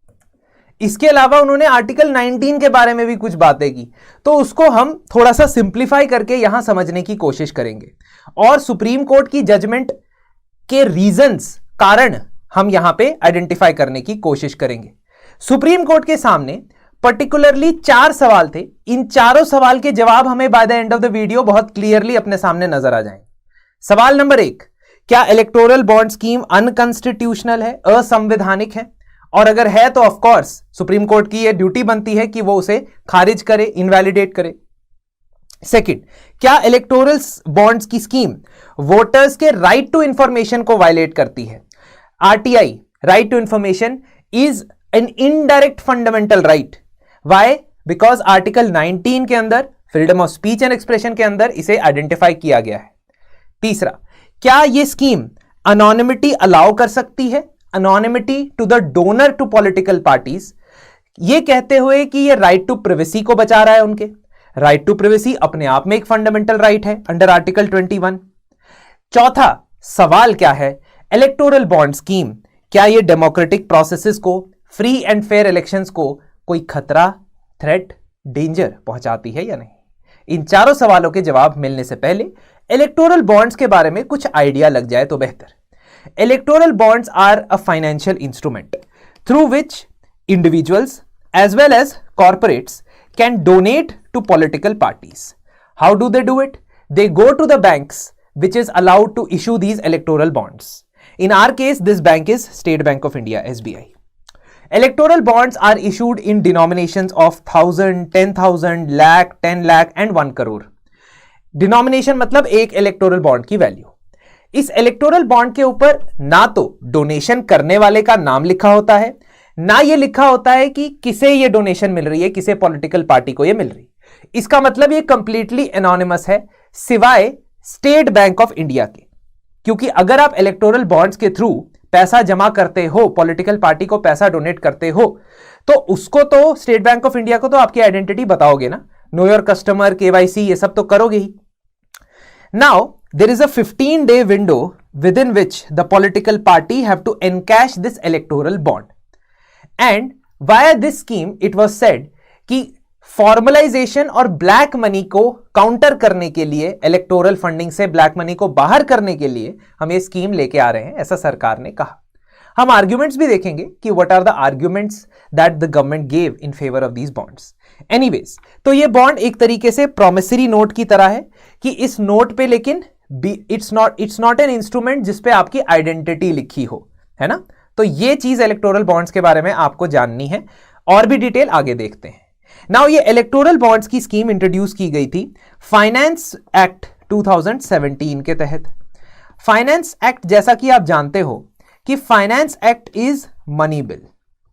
संविधान में money bill article 110 of the constitution में बताया गया है कि वो कोई भी ऐसा कानून which is going to be passed as a money bill will not be needing an approval by the Rajya Sabha. Rajya Sabha के अप्रूवल की उसको आवश्यकता नहीं। 14 दिन के बाद, ठीक है, यहां से लोकसभा से पास हो गया कानून, 14 दिन के बाद वो ऑटोमेटिकली पास मान लिया जाएगा, चाहे राज्यसभा उसमें कोई रिकमेंडेशन करता है उसको बदलने के लिए, चाहे राज्यसभा उसे पास नहीं भी करता है, फर्क नहीं पड़ता। अब फाइनेंस बिल के थ्रू क्यों ये स्कीम लेके आनी पड़ी? अरे भाई, स्कीम ही है, स्कीम लाने के लिए कौन सा कानून बनाना पड़ता है। लेकिन इस स्कीम में कुछ इलेक्टोरल बॉन्ड्स को ऐसे एग्जेम्पशंस देने पड़ रहे थे जिसकी वजह से आपको कुछ एग्जिस्टिंग एक्ट्स में बदलाव लाना पड़ रहा था। यह बदलाव आपने फाइनेंस एक्ट 2017 के थ्रू लाया। नाउ फाइनेंस एक्ट के थ्रू क्या यह बदलाव लाए जा सकते थे या नहीं? That means the changes that were made, do they fall under the definition of money bill और not? This question has been referred to a larger constitutional bench. मतलब सुप्रीम कोर्ट का एक बड़ा कंस्टिट्यूशन बेंच ऑलरेडी बहुत सारी petitions को एक साथ क्लब करके सुन रहा है, जिसमें कौन से टाइप के बिल को मनी बिल कहना चाहिए, मनी बिल की सर्टिफिकेशन स्पीकर के द्वारा की जानी कितनी सही है, ये सारे क्वेश्चंस के आंसर मिलेंगे। पर वो जजमेंट अभी आई नहीं है, वो जजमेंट आएगी। जब आएगी तब हमें यह भी पता लग जाएगा कि ये जो इलेक्टोरल बॉन्ड्स फाइनेंस एक्ट के थ्रू इंट्रोड्यूस किए गए थे, क्या ये सही थे या नहीं। So the question we come back to is the electoral bond scheme itself. Why was there need of finance act? Because 4 कानूनों को अमेंड करना था। कानून number 1, income tax act. Income tax act का सेक्शन 13A ये कहता है कि अगर पॉलिटिकल पार्टीज को 20,000 रुपीज से ज्यादा कंट्रीब्यूशन आता है किसी भी एक सोर्स से, तो उन्हें उसका रिकॉर्ड मेंटेन करना पड़ेगा। लेकिन अगर वो कंट्रीब्यूशन फाइनेंस एक्ट 2017, अगर वो कंट्रीब्यूशन इलेक्टोरल बॉन्ड के थ्रू आता है, अगर वो कंट्रीब्यूशन इलेक्टोरल बॉन्ड के थ्रू आता है, तब उन्हें यह रिपोर्ट करने की जरूरत नहीं, इसका रिकॉर्ड भी मेंटेन करने की उन्हें जरूरत नहीं। Second, representation of people act 1951 के तहत जो रजिस्ट्रेशन ऑफ पॉलिटिकल पार्टीज वाला आर्टिकल है, सेक्शन है, सेक्शन 29, उसमें 29C में एक बदलाव लाया गया। पहले यह कहा जाता था कि पॉलिटिकल पार्टीज को 20,000 रुपए से ज्यादा अगर कोई कंट्रीब्यूशन मिलता है तो उन्हें इलेक्शन कमीशन को यह रिपोर्ट करना पड़ेगा। पहले में क्या था? इनकम टैक्स डिपार्टमेंट को डिस्क्लोज था, यहां पे इलेक्शन कमीशन को भी डिस्क्लोज करना पड़ता था। There was an amendment also made कि अगर 2,000 रुपए से ज्यादा कंट्रीब्यूशन आता है तो भी वो इलेक्शन कमीशन को रिपोर्ट करना पड़ेगा। नाउ अगर इलेक्शन कमीशन कोई रिपोर्ट करते हो, उसमें एक बात का ध्यान रखना कि इलेक्टोरल बॉन्ड्स आर एग्जेम्प्ट, उनको एग्जेम्पशन है। इलेक्टोरल बॉन्ड के द्वारा मिला पैसा आपको रिवील नहीं करना है। तो ना तो आप आईटी डिपार्टमेंट को बताने वाले हो, ना ही आप इलेक्शन कमीशन को बताने वाले हो जो भी इलेक्टोरल बॉन्ड से आपको पैसा आया। तीसरा, कंपनीज एक्ट के सेक्शन 182 में बदलाव लाया गया। Now earlier what the companies needed to do was two things. One, जितना भी वो पॉलिटिकल पार्टीज को कंट्रीब्यूट करती हैं, डोनेट करती हैं, उसका पूरा डिटेल उन्हें देना पड़ता था अपनी इनकम अकाउंट स्टेटमेंट में, इनकम एक्सपेंडिचर स्टेटमेंट में। दूसरा, उनके ऊपर एक लिमिट हुआ करती थी, एक लिमिट जिससे वो पिछले 3 फाइनेंशियल ईयर्स के अंदर जितना उनको प्रॉफिट हुआ है उसका 7.5%, 7.5% एवरेज ही कंट्रीब्यूट कर सकती थी पॉलिटिकल पार्टी को। So there was an upper limit on the amount of contribution, and secondly they had to report these contributions as well. Both these features were removed for electoral bond. इसका मतलब electoral bond के through आप जितना भी पैसा दे रहे हो, आपको वो रिवील करने की भी जरूरत नहीं है कि किस पॉलिटिकल पार्टी को दिया है। और सेकेंडली, आपके ऊपर अब कोई अपर लिमिट नहीं है कि आप कितना खर्चा करके पॉलिटिकल पार्टी को पैसा दे सकते हो। चौथा कानून जो बदला गया वो था आरबीआई एक्ट। आरबीआई एक्ट में सेक्शन 31 में यह लिख दिया गया कि यूनियन गवर्नमेंट किसी भी शेड्यूल्ड कमर्शियल बैंक को इलेक्टोरल बॉन्ड इशू करने की ऑथराइजेशन दे सकता है। इसके through state bank of India, जो कि एक सरकारी बैंक है, गवर्नमेंट ओन्ड बैंक है, उसे इलेक्टोरल बॉन्ड इशू करने की इजाजत दी गई। तो आपको पता लगा कि फाइनेंस एक्ट क्यों आया था, क्योंकि 4 कानूनों में बदलाव लाना था। अब इलेक्टोरल बॉन्ड के बारे में हम बेसिकली समझ चुके हैं। इलेक्टोरल बॉन्ड के बेसिक फीचर्स ये भी आप पढ़ सकते हो, लेकिन हमें जो आइडिया लगना था वो आइडिया लग गया है, इंट्रोडक्शन में ही मैंने आपको समझा दिया। ठीक है, नाउ इलेक्टोरल बॉन्ड्स के थ्रू जो पैसा दिया जाता है या दिया जाता था, अब तो है नहीं, वो सिर्फ एलिजिबल पॉलिटिकल पार्टीज को दिया जा सकता था। यानी कि वो पॉलिटिकल पार्टीज जो इलेक्शन कमीशन ऑफ इंडिया के साथ एक तो रजिस्टर्ड है, और दूसरा उनको पिछले जनरल इलेक्शन में कम से कम 1% ऑफ द वोट्स मिले होने चाहिए। Now the question lies that what is the issue with these electoral bonds. The first issue that the Supreme Court identified was its selective anonymity. The first issue, initial जो शुरुआती hearings चल रही थी उसमें भी सुप्रीम कोर्ट ने क्या identify किया? Selective anonymity. सेलेक्टिव एनोनिमिटी का मतलब है कि जनता को नहीं पता है कि किसने किसको कितना डोनेशन दिया, कोर्ट को नहीं पता है और इलेक्शन कमीशन को नहीं पता है, लेकिन बैंक को पता है। और बैंक क्या है? सरकारी बैंक है। रूलिंग पार्टी इस सरकारी बैंक के द्वारा इंफॉर्मेशन को रिसीव कर सकती है। सफिशिएंट सेफगार्ड यहां पे नहीं नजर आ रहा है, इसीलिए ये एक सेलेक्टिव एनोनिमिटी है, जिससे आप उस व्यक्ति की जानकारी को बाकी लोगों से तो बचा रहे हो, लेकिन आप सरकार के रूलिंग पार्टी से नहीं बचा पाओगे। सेकेंडली, इस सेलेक्टिव एनोनिमिटी में एक और डेंजर है। क्या?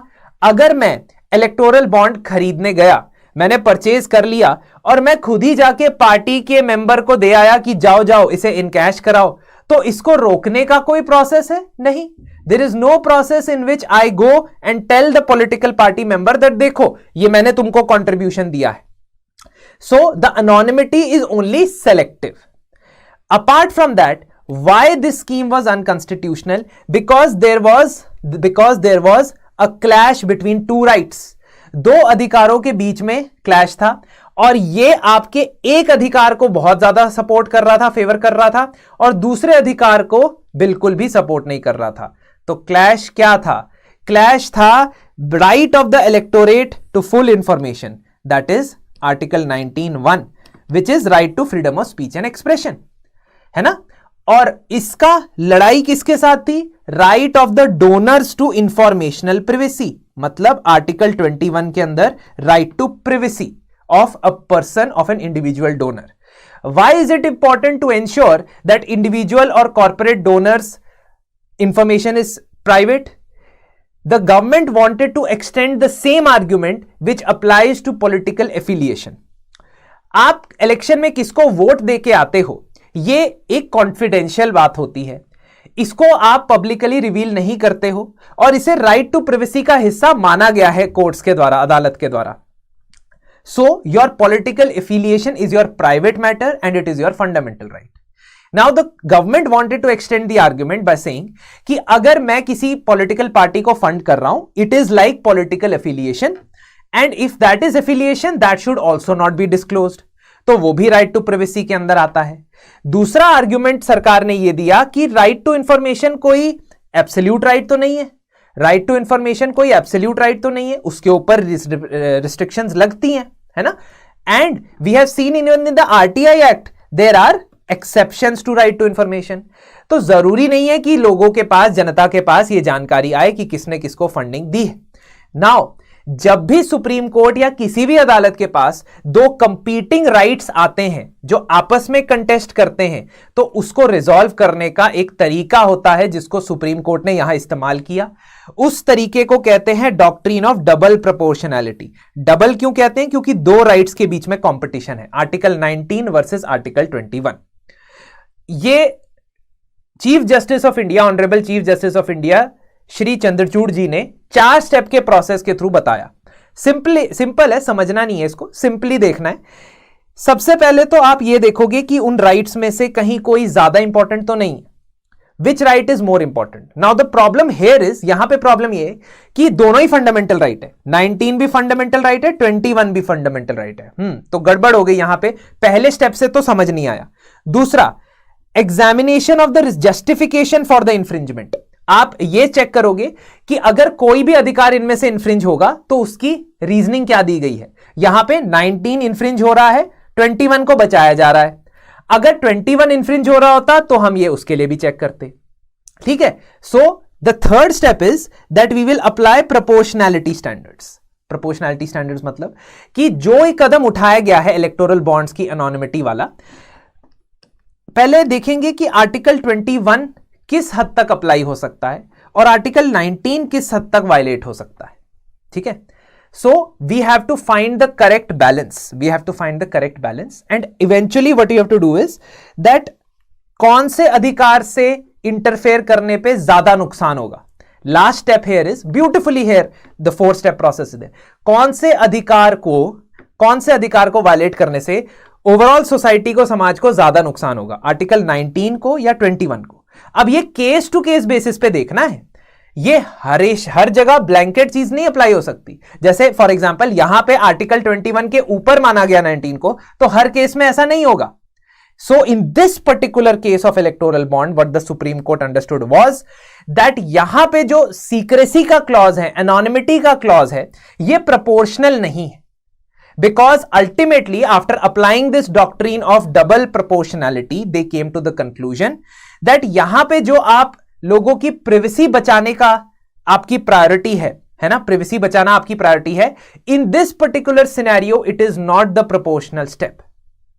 इसके लिए इन्होंने आर्ग्यूमेंट बिल्ड किया. आर्ग्यूमेंट क्या बिल्ड किया? That इलेक्टोरल फंडिंग 2 रीजंस या 2 कारणों की वजह से हो सकती है.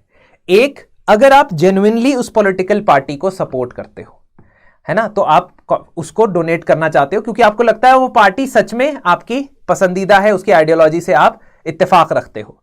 दूसरा, आप क्विड प्रो क्वो करना चाहते हो. क्विड प्रो क्वो क्या मतलब? एक हाथ दे एक हाथ ले. आप उसको इसलिए फेवर कर रहे हो, उसको ढेर सारा पैसा इसलिए दे रहे हो ताकि जब वो सरकार में आए या सरकार बनाए तो वो आपके फेवर में जजमेंट्स दे, वो जजमेंट्स कह रहा, वो आपके फेवर में पॉलिसी डिसीजंस ले, जिसको आप क्रोनी कैपिटलिज्म भी कह सकते हो. Now what the supreme court said कि huge contributions that are made by the corporations, corporates अगर अनलिमिटेड ह्यूज कंट्रीब्यूशन करती है तो उसको मैं सपोर्ट की कैटेगरी में नहीं रखूंगा, उसको मैं सेकंड कैटेगरी में रखूंगा. मैं मतलब सुप्रीम कोर्ट रखूंगा मैं उसको क्विड प्रो क्वो की कैटेगरी में. इसका मतलब अगर मैं पॉलिटिकल पार्टी को सपोर्ट कर रहा हूं तो मेरी प्राइवेसी बराबर बची रहनी चाहिए क्योंकि मैं जेन्युइनली पॉलिटिकल पार्टी को सपोर्ट करता हूं। लेकिन अगर मैं क्विड प्रो क्वो के लिए फंडिंग करता हूं तब मैं यह नहीं क्लेम करना चाहिए मुझे कि मेरी प्राइवेसी भी बची रहे। This is the exact essence of what the supreme court wanted to say. ठीक है, सो सुप्रीम कोर्ट सेड कि रिप्रेजेंटेशन ऑफ पीपल एक्ट में तो वैसे भी बताया गया है कि 20,000 तक के जो अमाउंट है, 20,000 तक के जो अमाउंट है वो आपको डिस्क्लोज करने की जरूरत नहीं है। 20,000 रुपए के ऊपर के जो अमाउंट है वो आप डिस्क्लोज करोगे। अंडरस्टूड? तो इलेक्टोरल बॉन्ड को इससे एग्जेम्प्ट क्यों रखना है? Why you have to keep this exempt from electoral bond? If someone is genuinely contributing 20,000 रुपए तक वो दे रहा है तो ठीक है, लेकिन अगर वो लाखों करोड़ों रुपए दे रहा है तो वहां पे उसे एग्जेम्पशन नहीं मिलना चाहिए। इंडिविजुअल डोनेटिंग लेस देन 20,000 उनकी तो प्राइवेसी बचाई हुई है, आरपीए नहीं बचाई हुई है, बट ज्यादा पैसे देने वालों की प्राइवेसी, लार्जर कंट्रीब्यूशन देने वाली की प्राइवेसी नहीं बचानी चाहिए क्योंकि हम उसे सेकंड कैटेगरी में रखते हैं। सो डॉक्ट्रिन ऑफ डबल प्रोपोर्शनैलिटी के तहत हमें लगता है कि अगर क्विड प्रो क्वो या एक हाथ दे एक हाथ ले वाले कॉन्सेप्ट से अगर कोई पैसा दे रहा है तो उसकी प्राइवेसी बचाने की कोई जरूरत नहीं है।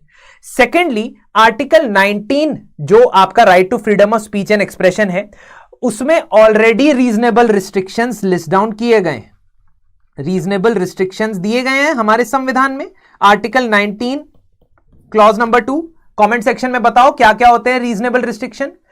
उन्होंने कहा कि सरकार का यह लॉजिक था कि हम ब्लैक मनी को आउस्ट करना चाहते हैं, बाहर करना चाहते हैं इस पर्टिकुलर इलेक्टोरल फंडिंग से। मतलब क्योंकि बैंक के थ्रू पैसा आएगा, the money will come through the bank, that is why black money will not come into the electoral bonds. तो इससे हम क्लीन कर रहे हैं इलेक्टोरल फंडिंग सिस्टम को। सुप्रीम कोर्ट ने क्या कहा? सुप्रीम कोर्ट ने कहा कि सबसे पहले तो सिर्फ ब्लैक मनी रिमूव करना is nowhere a reasonable restriction under article 19 clause number 2। तो इसलिए अगर राइट टू इंफॉर्मेशन को वायलेट करना है तो उसके लिए और बड़ा कारण चाहिए। Safety, sovereignty, security of state, ये सब चीजें वायलेट होनी चाहिए, तब आप कह सकते हो। एंड सेकेंडली उन्होंने कहा कि ब्लैक मनी को काउंटर करने के लिए और भी मेजर्स यूज हो सकते हैं। फॉर एग्जाम्पल, इलेक्टोरल ट्रस्ट की स्कीम इंट्रोड्यूस की गई थी in the year 2013। Electoral trust में भी ट्रस्ट की तरह रजिस्टर करना होता है, वहां पे भी केवाईसी नॉर्म्स होते हैं, वहां पे भी 95% जो ये पैसा है ट्रस्ट में आता है पॉलिटिकल पार्टीज के पास जाता है, लेकिन वहां पे तो ट्रांसपेरेंसी है, इसके अलावा आपने ऑलरेडी वो 20,000 रुपए कैश वाला रखा हुआ है कि 20,000 रुपए से ज्यादा पैसा दे रहा है तो उसको डिस्क्लोज करना पड़ेगा। तो इन मेजर्स के through you could have already stopped black money. आपको इलेक्टोरल बॉन्ड इंट्रोड्यूस करने की क्या जरूरत पड़ी, वो भी एनोनिमस। तो सेकेंड आर्ग्यूमेंट इज कि आर्टिकल 19 को आप वायलेट नहीं कर सकते बिकॉज यहां पे it is not a reasonable restriction. So argument number 1, privacy आपकी नहीं बच पाएगी क्योंकि आप दो कैटेगरीज में डोनर को देख रहे हो। दूसरा, आर्टिकल 19 के अंदर right to freedom of expression को रिस्ट्रिक्ट करने का आपके पास कोई खास कारण नहीं है, रीजनेबल रिस्ट्रिक्शन नहीं है। So black money could be curbed by less restrictive और other effective methods rather than this anonymous process. And most importantly article 14, article 14 यानी कि राइट टू इक्वालिटी में यह बताया गया है कि कोई भी आर्बिट्ररी लॉ नहीं बनना चाहिए, कोई भी आर्बिट्ररी डिस्टिंक्शन नहीं होनी चाहिए, कोई ऐसा कानून नहीं बनना चाहिए जिसका सब्सटेंस आर्बिट्ररी है, अनरीजनेबल है, अनजस्ट है ना। रीजनेबल क्लासिफिकेशन हमेशा अलाउड है लेकिन अनरीजनेबल अलाउड नहीं है। इसका मतलब यह हुआ कि आपके जो कॉर्पोरेट कंपनीज के ऊपर आपने लिमिट्स हटा दी थी कि जितनी मर्जी चाहे आप कंट्रीब्यूशन कर सकते हो, उससे आपने एक आर्बिट्ररी लॉ बना दिया है। तो आप अगर 7.5% की लिमिट इलेक्टोरल बॉन्ड्स के लिए हटा रहे हो कि आपने इलेक्टोरल बॉन्ड्स के थ्रू करना है तो 7.5% की कोई लिमिट नहीं। So this is an arbitrary law.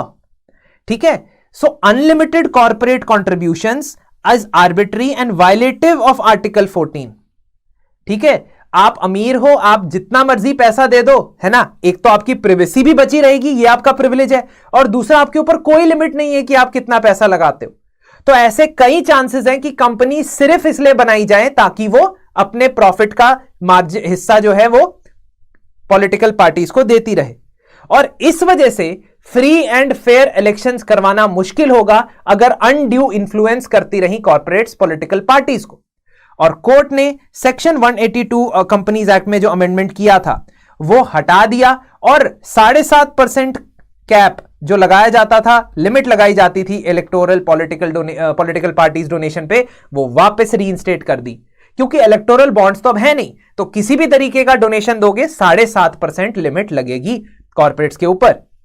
And that my dear friends answers all your questions.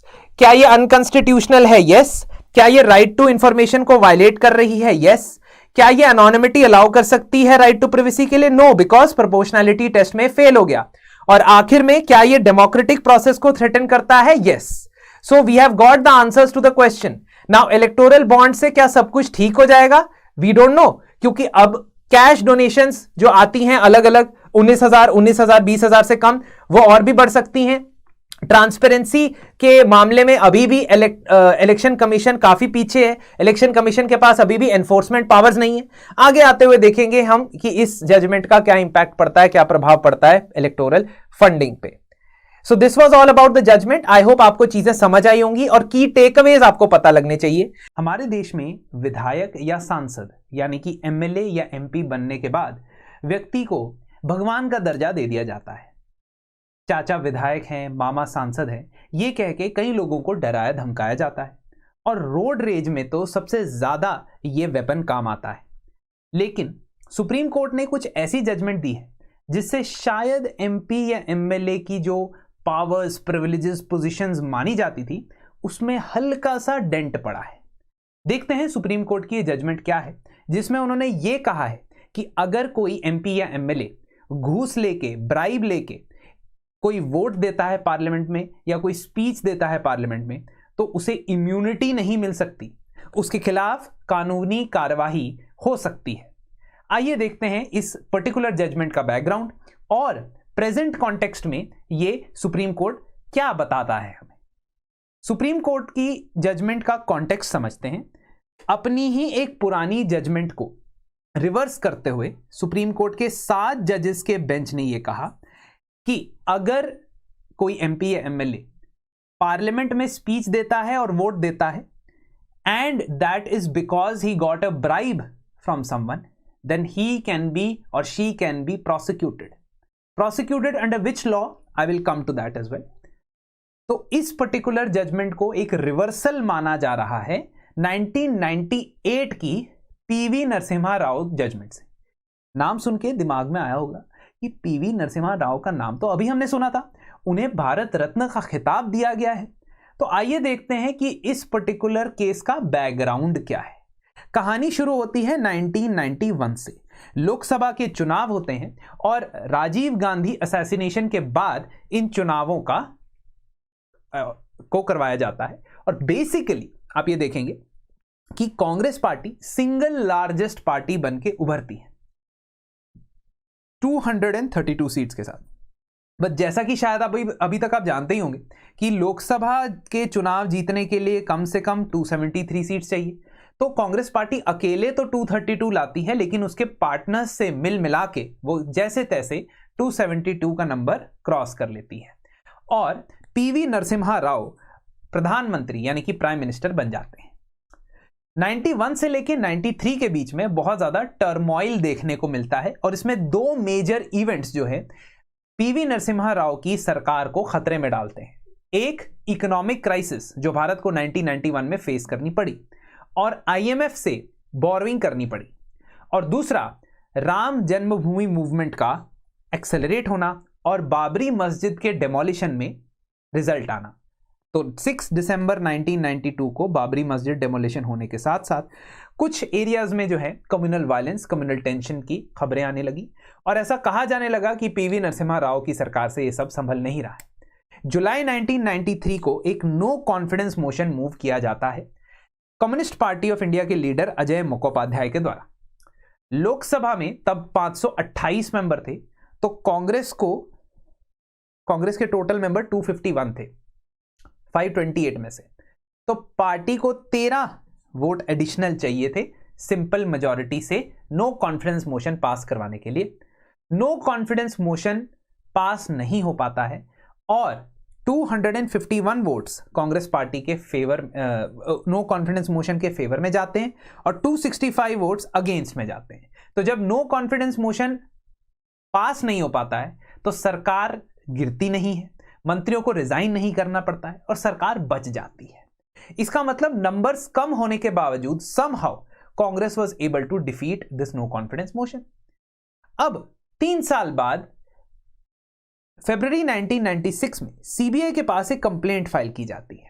उस कंप्लेंट में बताया जाता है कि बहुत सारे सांसद, बहुत सारे एमपीज जो थे, उनको ब्राइब ऑफर की गई, रिश्वत ऑफर की गई लगभग 3 करोड़ की, और इन 3 करोड़ की रिश्वत के बदले अपनी पार्टी का ना होने के बावजूद उन्होंने कांग्रेस पार्टी के समर्थन में वोट दिया।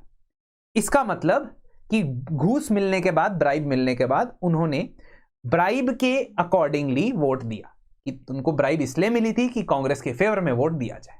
खैर, सुप्रीम कोर्ट के पास ये मामला आता है क्योंकि सुप्रीम कोर्ट पार्लियामेंट्री प्रिविलेजेस के अंदर जो एमपीज होते हैं और एमएलएज होते हैं उनको कुछ इम्यूनिटी मिलती है।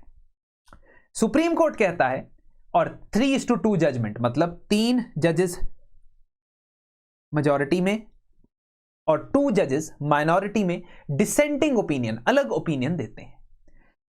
सुप्रीम कोर्ट का यह कहना है कि ब्राइबरी केसेस में एमपीज और एमएलएज होते हैं इम्यून। वो क्यों? क्योंकि पार्लियामेंट्री प्रिविलेजेस की अगर देखा जाए संविधान में तो आर्टिकल 105 और 194 के अंदर आपको एक स्टेटमेंट मिलेगी। क्या स्टेटमेंट है? No member of parliament shall be liable to any proceedings in any court in respect of anything said और any vote given by him in the parliament और एनी कमिटी। तो इसका मतलब पार्लियामेंट में दिए गए किसी वोट के लिए और पार्लियामेंट में दी गई किसी स्पीच के लिए आपको किसी अदालत में, किसी कोर्ट में लायबल नहीं ठहराया जा सकता, जिम्मेदार नहीं ठहराया जा सकता। ध्यान देने वाली बात यह है और इंटरेस्टिंग आउटकम इस जजमेंट का यह निकल के आता है कि सुप्रीम कोर्ट कहता है कि अगर आपने ब्राइब ली और ब्राइब लेने के बाद आपने उसके अकॉर्डिंगली वोट किया, स्पीच दी, तब आपके खिलाफ प्रोसिक्यूशन नहीं होगा। क्यों? क्योंकि आपने जो एक्शन किया उसको क्वेश्चन ही नहीं किया जा सकता है, और जब क्वेश्चन ही नहीं किया जा सकता है तो फर्दर आपने ब्राइब ली या नहीं, ये मैटर नहीं करता है। This is the argument.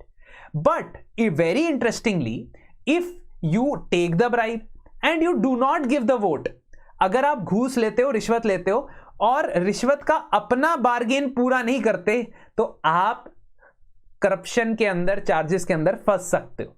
है ना बहुत इंटरेस्टिंग बात। बट आउटकम यही निकल के आता है। सुप्रीम कोर्ट कहता है that if they upheld their end of the bargain for which they receive the bribe, they are not liable. अगर ब्राइब लेके जिम्मेदारी से ब्राइब के हिसाब से वोट देता है तो फिर वो पकड़ा नहीं जाएगा, लेकिन अगर वो ब्राइब लेता है और ज्यादा शाना बन के वोट भी नहीं देता है तब वो करप्शन के अंदर लायबल होगा। क्यों? क्योंकि the immunity comes from an action done in the parliament. Vote देना या स्पीच देना, ये एक्शन वो कर रहा है तभी इम्यून है, अगर नहीं करता है तो इम्यून नहीं। एंड वेरी इंटरेस्टिंगली आपको यह बात भी बता दूं कि सुप्रीम कोर्ट ने इस जजमेंट में यह कहा कि एमपीज और MLAs prevention of corruption act के अंदर प्रोसिक्यूट किए जा सकते हैं। Any person who holds an office by virtue of which is authorised और required to perform any public duty is a public servant and public servant are liable for criminal punishment under prevention of corruption act. तो इसका मतलब MP MLA तब फंस सकता था अगर वो घूस लेता है, ब्राइब लेता है, लेकिन उसके बाद अकॉर्डिंगली एक्ट नहीं करता है। And this interesting aspect came to the picture in 2014 because Jharkhand Mukti Morcha की ही लीडर सीता सोरेन, इनके ऊपर आरोप लगता है कि राज्यसभा के इलेक्शन में इन्होंने वोट दिया और जो वोट इन्होंने दिया this was because she had been bribed. उन्होंने कहा कि मेरे पास तो इम्यूनिटी है, मेरे खिलाफ कोई एक्शन नहीं लिया जा सकता है। बट झारखंड हाईकोर्ट ने कहा कि नहीं, इम्यूनिटी नहीं है आपके पास, we are dismissing your petition. This matter again goes to the supreme court. Supreme court के पास जब यह मैटर जाता है तो दोबारा से कॉन्स्टिट्यूशन के पन्ने खोलने पड़ते हैं और दोबारा से कॉन्स्टिट्यूशन को समझने की एक रिक्वायरमेंट आती है। जब भी कॉन्स्टिट्यूशन को समझने की एक रिक्वायरमेंट आती है तो एक कॉन्स्टिट्यूशन बेंच बिठाया जाता है। वैसे ही 2019 में कॉन्स्टिट्यूशन बेंच बिठाया गया। बट जब इस कॉन्स्टिट्यूशन बेंच ने तहकीकात शुरू की तो उसे पता लगा कि भाई साहब पीवी नरसिम्हा राव केस में ऑलरेडी एक 5 जज का बेंच कह चुका है कि आपके पास इम्यूनिटी है। तो इसके लिए अगर हमें उस जजमेंट को रिव्यू करना है और उस जजमेंट को बदलना है पॉसिबली बाद में, तो हम 7 जजेस का बेंच बिठाएंगे, 7 जजेस का बेंच बिठाएंगे और 7 जजेस का बेंच अब आपको एक नई इंटरप्रिटेशन देगा। इंटरप्रिटेशन समझने से पहले जस्ट छोटा सा रिमाइंडर कि आप 2025 के हमारे किसी भी बैच में जीएस, सोशियोलॉजी या पीएसआईआर के ऑप्शनल के बैच में एनरोल कर सकते हैं और 10% ऑफ डिस्काउंट प्राप्त कर सकते हैं। तो चलिए इन नंबर्स पे कांटेक्ट कर सकते हैं इफ यू वांट। आगे बढ़ते हैं। जजमेंट क्या कहती है? 7 जज का कॉन्स्टिट्यूशन बेंच कहता है कि एमपी एमएलए इम्यूनिटी प्रोसिक्यूशन से नहीं मांग सकता। Now he is not immune and the principle of stare decisis is not a rigid principle. What is the principle or doctrine of stare decisis? ये doctrine कहती है कि अगर कोर्ट ने, अदालत ने कोई जजमेंट दी तो उस जजमेंट को प्रेसिडेंट माना जाना चाहिए और अगर सिमिलर सर्कमस्टांसेस में कोई केस अदालत के पास दोबारा वापस आता है तो पिछली जजमेंट के बेसिस पे ही आपको यह जजमेंट देनी चाहिए। फॉर एग्जाम्पल, अगर किसी व्यक्ति ने सुबह 6 बजे एक घर में चोरी करके 50,000 रुपए चोरी किए थे और सारी सर्कमस्टांसेस सेम रहे थे तो उसको 10 साल की सजा हुई थी। ठीक है, अगर सारे सर्कमस्टांसेस सेम रहते हैं और कोई और व्यक्ति भी सुबह 6:30 बजे 10,000 उतने ही पैसे चोरी करता है तो उसके ऊपर सेम पिछली वाली जजमेंट अप्लाई होनी चाहिए if conditions remain the same. But if conditions change you can also change and that is what Supreme court said. Stare decisis यानी कि लीगल प्रेसिडेंट का इस्तेमाल करना सिर्फ तभी तक वैलिड है जब तक सिचुएशनल या सिनेरियो बिल्कुल एग्जैक्टली सेम हो। एंड इवन इफ अगर एग्जैक्टली सेम हो भी तो भी ऐसा किया जा सकता है कि पुरानी जजमेंट को बदला जा सके। तो इट इज नॉट रिजिड कि भाई सुप्रीम कोर्ट ने पहले ये कहा था तो सेम ही रहेगा, नहीं। If a larger bench refutes it can refute and this is exactly what it did here. Supreme court का यह कहना था कि इस जो 1998 की जजमेंट थी जो लेजिस्लेचर्स को इम्यूनिटी देती थी वो पब्लिक इंटरेस्ट के ऊपर गहरा प्रभाव डाल सकती है, पार्लियामेंट्री डेमोक्रेसी के ऊपर गहरा प्रभाव डाल सकती है और पब्लिक लाइफ में प्रोबिटी के ऊपर गहरा प्रभाव डाल सकती है। Probity is a topic, probity in governance in your ethics exam as well. तो जब भी प्रोसेसेस नॉन इंटेग्रल तरीके से, अनएथिकल तरीके से होती है, उनका जो भी आउटकम रहा हो, आउटकम रहने दो कुछ भी, लेकिन जब प्रोसेसेस एथिकल, लीगल नहीं होती हैं तब प्रोबिटी को हमेशा खतरा होता है। And also if this court allowed the error to perpetuate, if we do not reconsider this decision this will keep on perpetuating again and again. Second point जो उन्होंने रेज किया, 1998 में आपने इसलिए कहा था कि एमपीज इम्यून है क्योंकि उनके पास पार्लियामेंट्री प्रिविलेजेस है, लेकिन सुप्रीम कोर्ट ने अप्रोच किया प्रिविलेजेस के टॉपिक को। I am sorry, supreme court ने कहा प्रिविलेजेस हमने यूके के संविधान से उठाए हैं। यूके के संविधान में हाउस ऑफ कॉमन्स के जो मेंबर होते हैं, एमपीज होते हैं, उनके पास भी प्रिविलेजेस होते हैं, लेकिन उनका पार्लियामेंट्री प्रिविलेजेस देने का रीजन अलग था, उनकी हिस्ट्री के ऊपर आधारित था। यूके की पार्लियामेंट में 17वीं शताब्दी से मोनार्च से लड़ के, राजा से लड़ के कुछ राइट्स, कुछ अधिकार अपने लिए निकाले थे। वहां की पार्लियामेंट ने बहुत सारे स्ट्रगल फेस किए थे, इसलिए उन्होंने अपने पार्लियामेंट को प्रिविलेज दिए थे। लेकिन हमारी पार्लियामेंट्री स्टोरी कुछ अलग है। हमारी पार्लियामेंट्री स्टोरी में तो हमने जितने भी लड़ाई की है वो पार्लियामेंट के बाहर की है। आप समझ रहे हो, जितनी भी लड़ाई की है, जितनी भी हमने फ्रीडम मूवमेंट के अंदर ब्रिटिशर से डिमांड की है, उसका एक मेजर पोर्शन पार्लियामेंट के बाहर लड़ा गया। हाँ, पार्लियामेंट के अंदर भी किया गया बट मेजर पोर्शन बाहर। इसका मतलब यह कि हम कंपेयर नहीं कर सकते यूके के प्रिविलेजेस को अपने प्रिविलेजेस से, इसलिए हमारे प्रिविलेजेस को थोड़ा हमें नीचे पायदान पे रखना होगा, हमारे मतलब एमपी एमएलए के। दूसरी इंपॉर्टेंट बात उन्होंने ये की कि अगर ब्राइबरी से इम्यूनिटी चाहिए तो कम से कम 2 चीजें तो इंश्योर करनी चाहिए, है ना। अगर आपको इम्यूनिटी मिलती है तो आपको कुछ चीजें इंश्योर करनी चाहिए। नंबर 1 क्या आपकी जो इम्यूनिटी मिली है, आपको जो ब्राइबरी से इम्यूनिटी मिली है, क्या उससे collective functioning of the house ensure हो रही है ना? So if you are getting immunity from getting bribe, taking bribe, क्या इसकी वजह से collective functioning of the house ensure हो रहा है? नहीं, in fact the opposite is happening and I will tell you how. Secondly, it is not necessary for discharge of essential duties of legislator. देखो भाई साहब, इम्यूनिटी क्यों मिल रही है? इम्यूनिटी इसलिए मिल रही है ताकि आप अपनी लेजिस्लेटिव ड्यूटीज को without any fear of external interference, without any fear of influence, आप निष्पक्ष होकर अपना काम कर सको, है ना? अपने लेजिस्लेटिव ड्यूटीज को निभाते हुए जो वोट देना चाहे वोट दो, जो स्पीच देना चाहते हो स्पीच दो. इसलिए इम्यूनिटी दी जाती है कि बाहर आपके ऊपर अदालत में कार्रवाई नहीं होगी. लेकिन जब आप घूस लेके, ब्राइब लेके क्वेश्चन पूछते हो, ब्राइब लेके स्टेटमेंट देते हो, ब्राइब लेके वोट देते हो, तो वो एसेंस खत्म हो गई आपकी इंडिपेंडेंस की, है ना? When you are doing such a thing, the essence is lost because you are influenced by the person who's giving you bribe, and this is an undue influence, and that is why we will not allow such an immunity to exist. Article 105 और 194 तो इसलिए बने थे ताकि debate, deliberation free mind से हो सके. ये नहीं कि मैंने ये कह दिया तो कोर्ट में मुझे पता नहीं क्या कह देंगे, कोर्ट में मेरे खिलाफ मानहानि का दावा हो जाएगा. इस चीज को रोकने के लिए दिए गए थे प्रिविलेजेस, इस चीज के लिए नहीं कि आपको कोई भी ब्राइब दे दे और आप कोई भी सवाल पूछे. So the purpose is destroyed when a member is induced to vote or speak in a particular manner, and that also because he has been bribed. Person जो bribery कर रहा है, he is already committing a criminal act.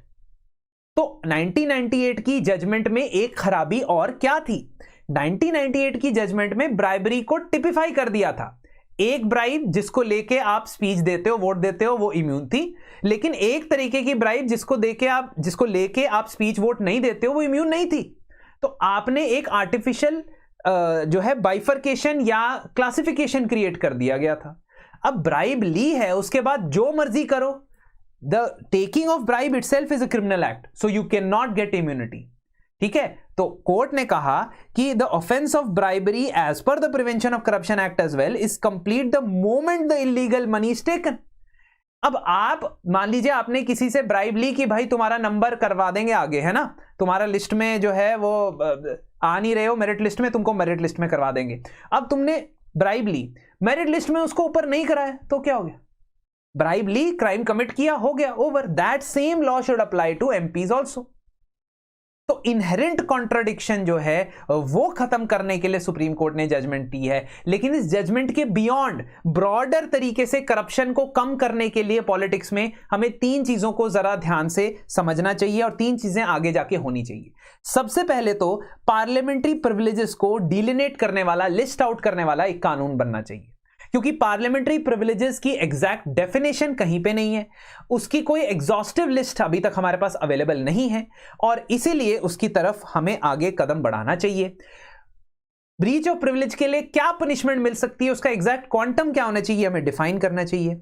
Election commission को election campaigning के दौरान भी bribery, corrupt practices के खिलाफ एक्शन लेने की ज्यादा पावर्स देनी चाहिए. हम देखते हैं रिप्रेजेंटेशन ऑफ पीपल एक्ट के अंदर बहुत सारे प्रावधान है, corrupt practices, electoral offences, but उनके लिए इलेक्शन कमीशन के पास ज्यादा पावर्स पनिशमेंट की नहीं दी गई है. और तीसरा, पार्लियामेंट की कमिटीज को एक्टिव रोल प्ले करना चाहिए, प्रिविलेजेस कमेटी, एथिक्स कमेटी को, ताकि इस तरीके की जो क्वेश्चंस हैं उनको पार्लियामेंट लेवल पे ही रिजॉल्व कर दिया जाए, ताकि दोबारा सुप्रीम कोर्ट को इन मैटर्स में इंटरफेयर ना करना पड़े, डिसीजन मेकिंग ना करनी पड़े. आइए फटाफट डिस्कस करते हैं कि कैलकाटा हाईकोर्ट ने ऐसी क्या जजमेंट सुनाई है जिसके बाद ममता बनर्जी ने कहा है कि मैं जजमेंट मानूंगी नहीं, और ओबीसी रिजर्वेशन को लेके क्या एक कंट्रोवर्सी शुरू हो चुकी है.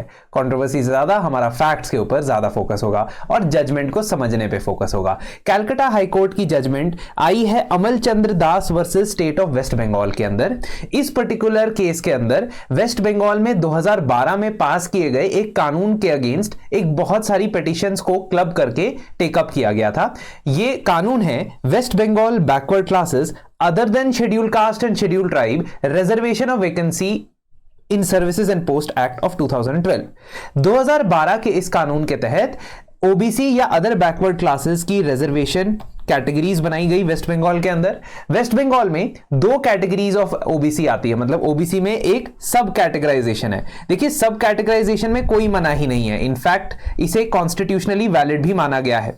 जो प्रॉब्लम है वो आगे हम डिस्कस करेंगे। 17% कोटा वेस्ट बंगाल की गवर्नमेंट जॉब्स के अंदर, स्टेट गवर्नमेंट के अंदर दिया गया है ओबीसी को, जिसमें ओबीसी ए कैटेगरी बनाई गई थी इस कानून के द्वारा, जिसकी परसेंटेज है रिजर्वेशन की 10%। ये पर्टिकुलर कोटा 81 कम्युनिटीज को मिलता है, जिसमें से 56 कम्युनिटीज मुस्लिम हैं। ओबीसी बी दूसरी कैटेगरी है, जिसको 7% कोटा मिलता है, रिजर्वेशन मिलता है, जिसे बैकवर्ड क्लासेस कहते हैं, और 99 में से 41 इनमें से जो कम्युनिटीज है वो मुस्लिम कम्युनिटीज है। अब कोर्ट का क्या कहना है, इस जजमेंट को क्यों दिया गया है, उससे पहले कोर्ट ने एग्जैक्टली क्या कहा है ये समझते हैं। कोर्ट ने 2012 के इस कानून के सेक्शन 6 को स्ट्राइक डाउन कर दिया, मतलब खारिज कर दिया। क्या कहता है सेक्शन 16? सेक्शन 16 कहता है कि वेस्ट बंगाल का एग्जीक्यूटिव यानी कि स्टेट गवर्नमेंट कभी भी किसी भी कैटेगरी ऑफ पीपल को इस पर्टिकुलर ओबीसी ए और ओबीसी बी में ऐड कर सकती है। इसका मतलब जो भी एडिशंस इस पर्टिकुलर कैटेगरी में 2012 के एक्ट के तहत किए गए थे उन सभी को कैंसिल कर दिया गया है। तो 2010 के बाद से जितने भी ओबीसी सर्टिफिकेट्स दिए गए थे जो ऐड किए गए थे, because after 2012 the government got the power to add certain communities, वो सर्टिफिकेट्स जो है वो कैंसिल कर दिए गए हैं। 37 classes that were included by the exercise of section 16 have been struck out of the schedule।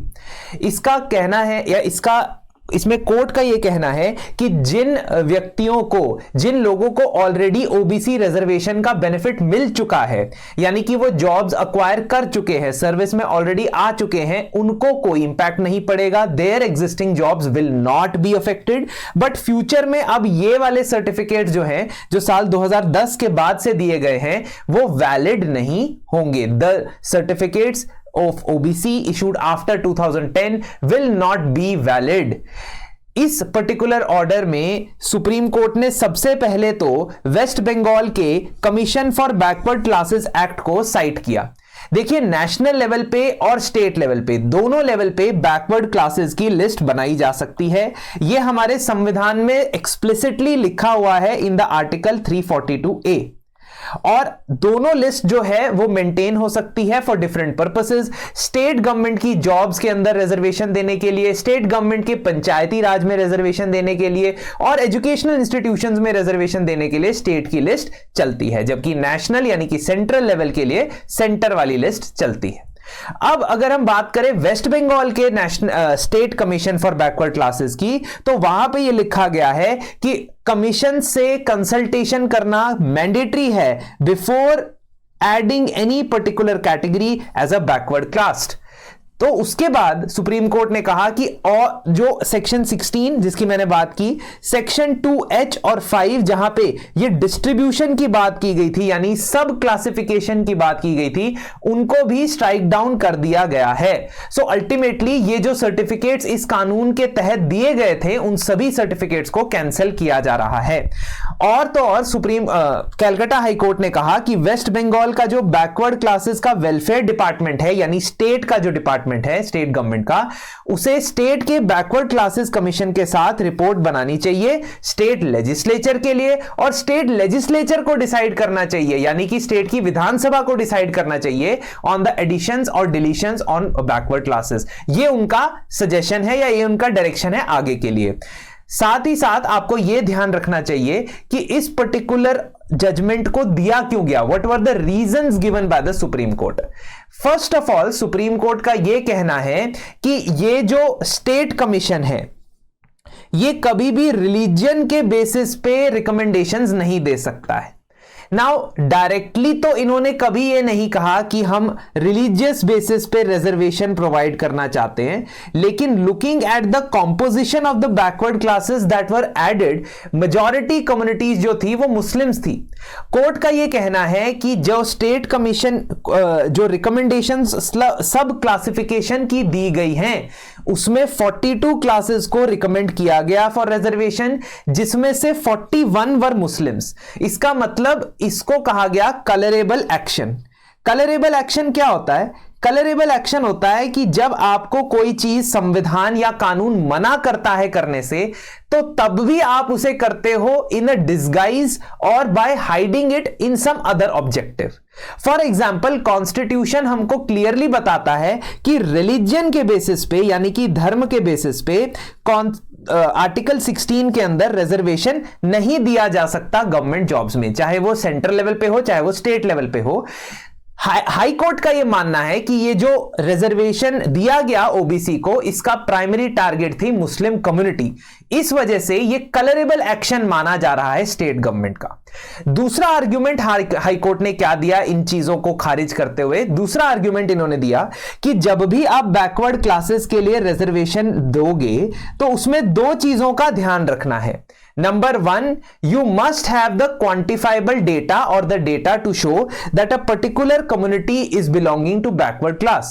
उसके लिए आप कमीशन बनाते हो या आपके स्टेट का जो बैकवर्ड क्लासेस कमीशन है उसके थ्रू आप रिकमेंडेशन लेके आते हो। This is the first requirement, that there should be a data that showcase that particular caste is backward। Second thing you need to show for backward classes, not for SC or ST, for backward classes, because it is there in the constitution. This is article 16 of the constitution। Second thing that you have to show is that those classes are not adequately represented in the services under the state। इसका मतलब एक detailed survey conduct करना, data collect करना और उसके बाद दिखाना कि these services are not और these classes are not adequately represented in the state। ये दिखाना पड़ता है, उसके बाद ही आप बैकवर्ड क्लासेस के रिजर्वेशन को एक्सटेंड कर सकते हो। कैलकाटा हाईकोर्ट का यह कहना है कि वेस्ट बंगाल गवर्नमेंट ने ये जो नई कैटेगरीज बनाई under this act were done hastily, जल्दी में बनाई, अनड्यू हेस्ट दिखाया गया और लाइटनिंग हेस्ट दिखाया गया रिकमेंडेशंस देते वक्त कि इन कैटेगरीज को जो है वो आप बैकवर्ड क्लासेस में इंक्लूड कर लो। पिटिशंस का आर्ग्यूमेंट ये भी था, पिटिशन कर्ताओं का आर्ग्यूमेंट ये भी था कि कोई कमीशन ने ना तो प्रॉपर इंक्वायरी की, ना ही उसने एप्लीकेशन के लिए कुछ लोगों को इनवाइट किया, ना ही नोटिफिकेशन को जारी किया ताकि कोई इस पे ऑब्जेक्ट कर सके।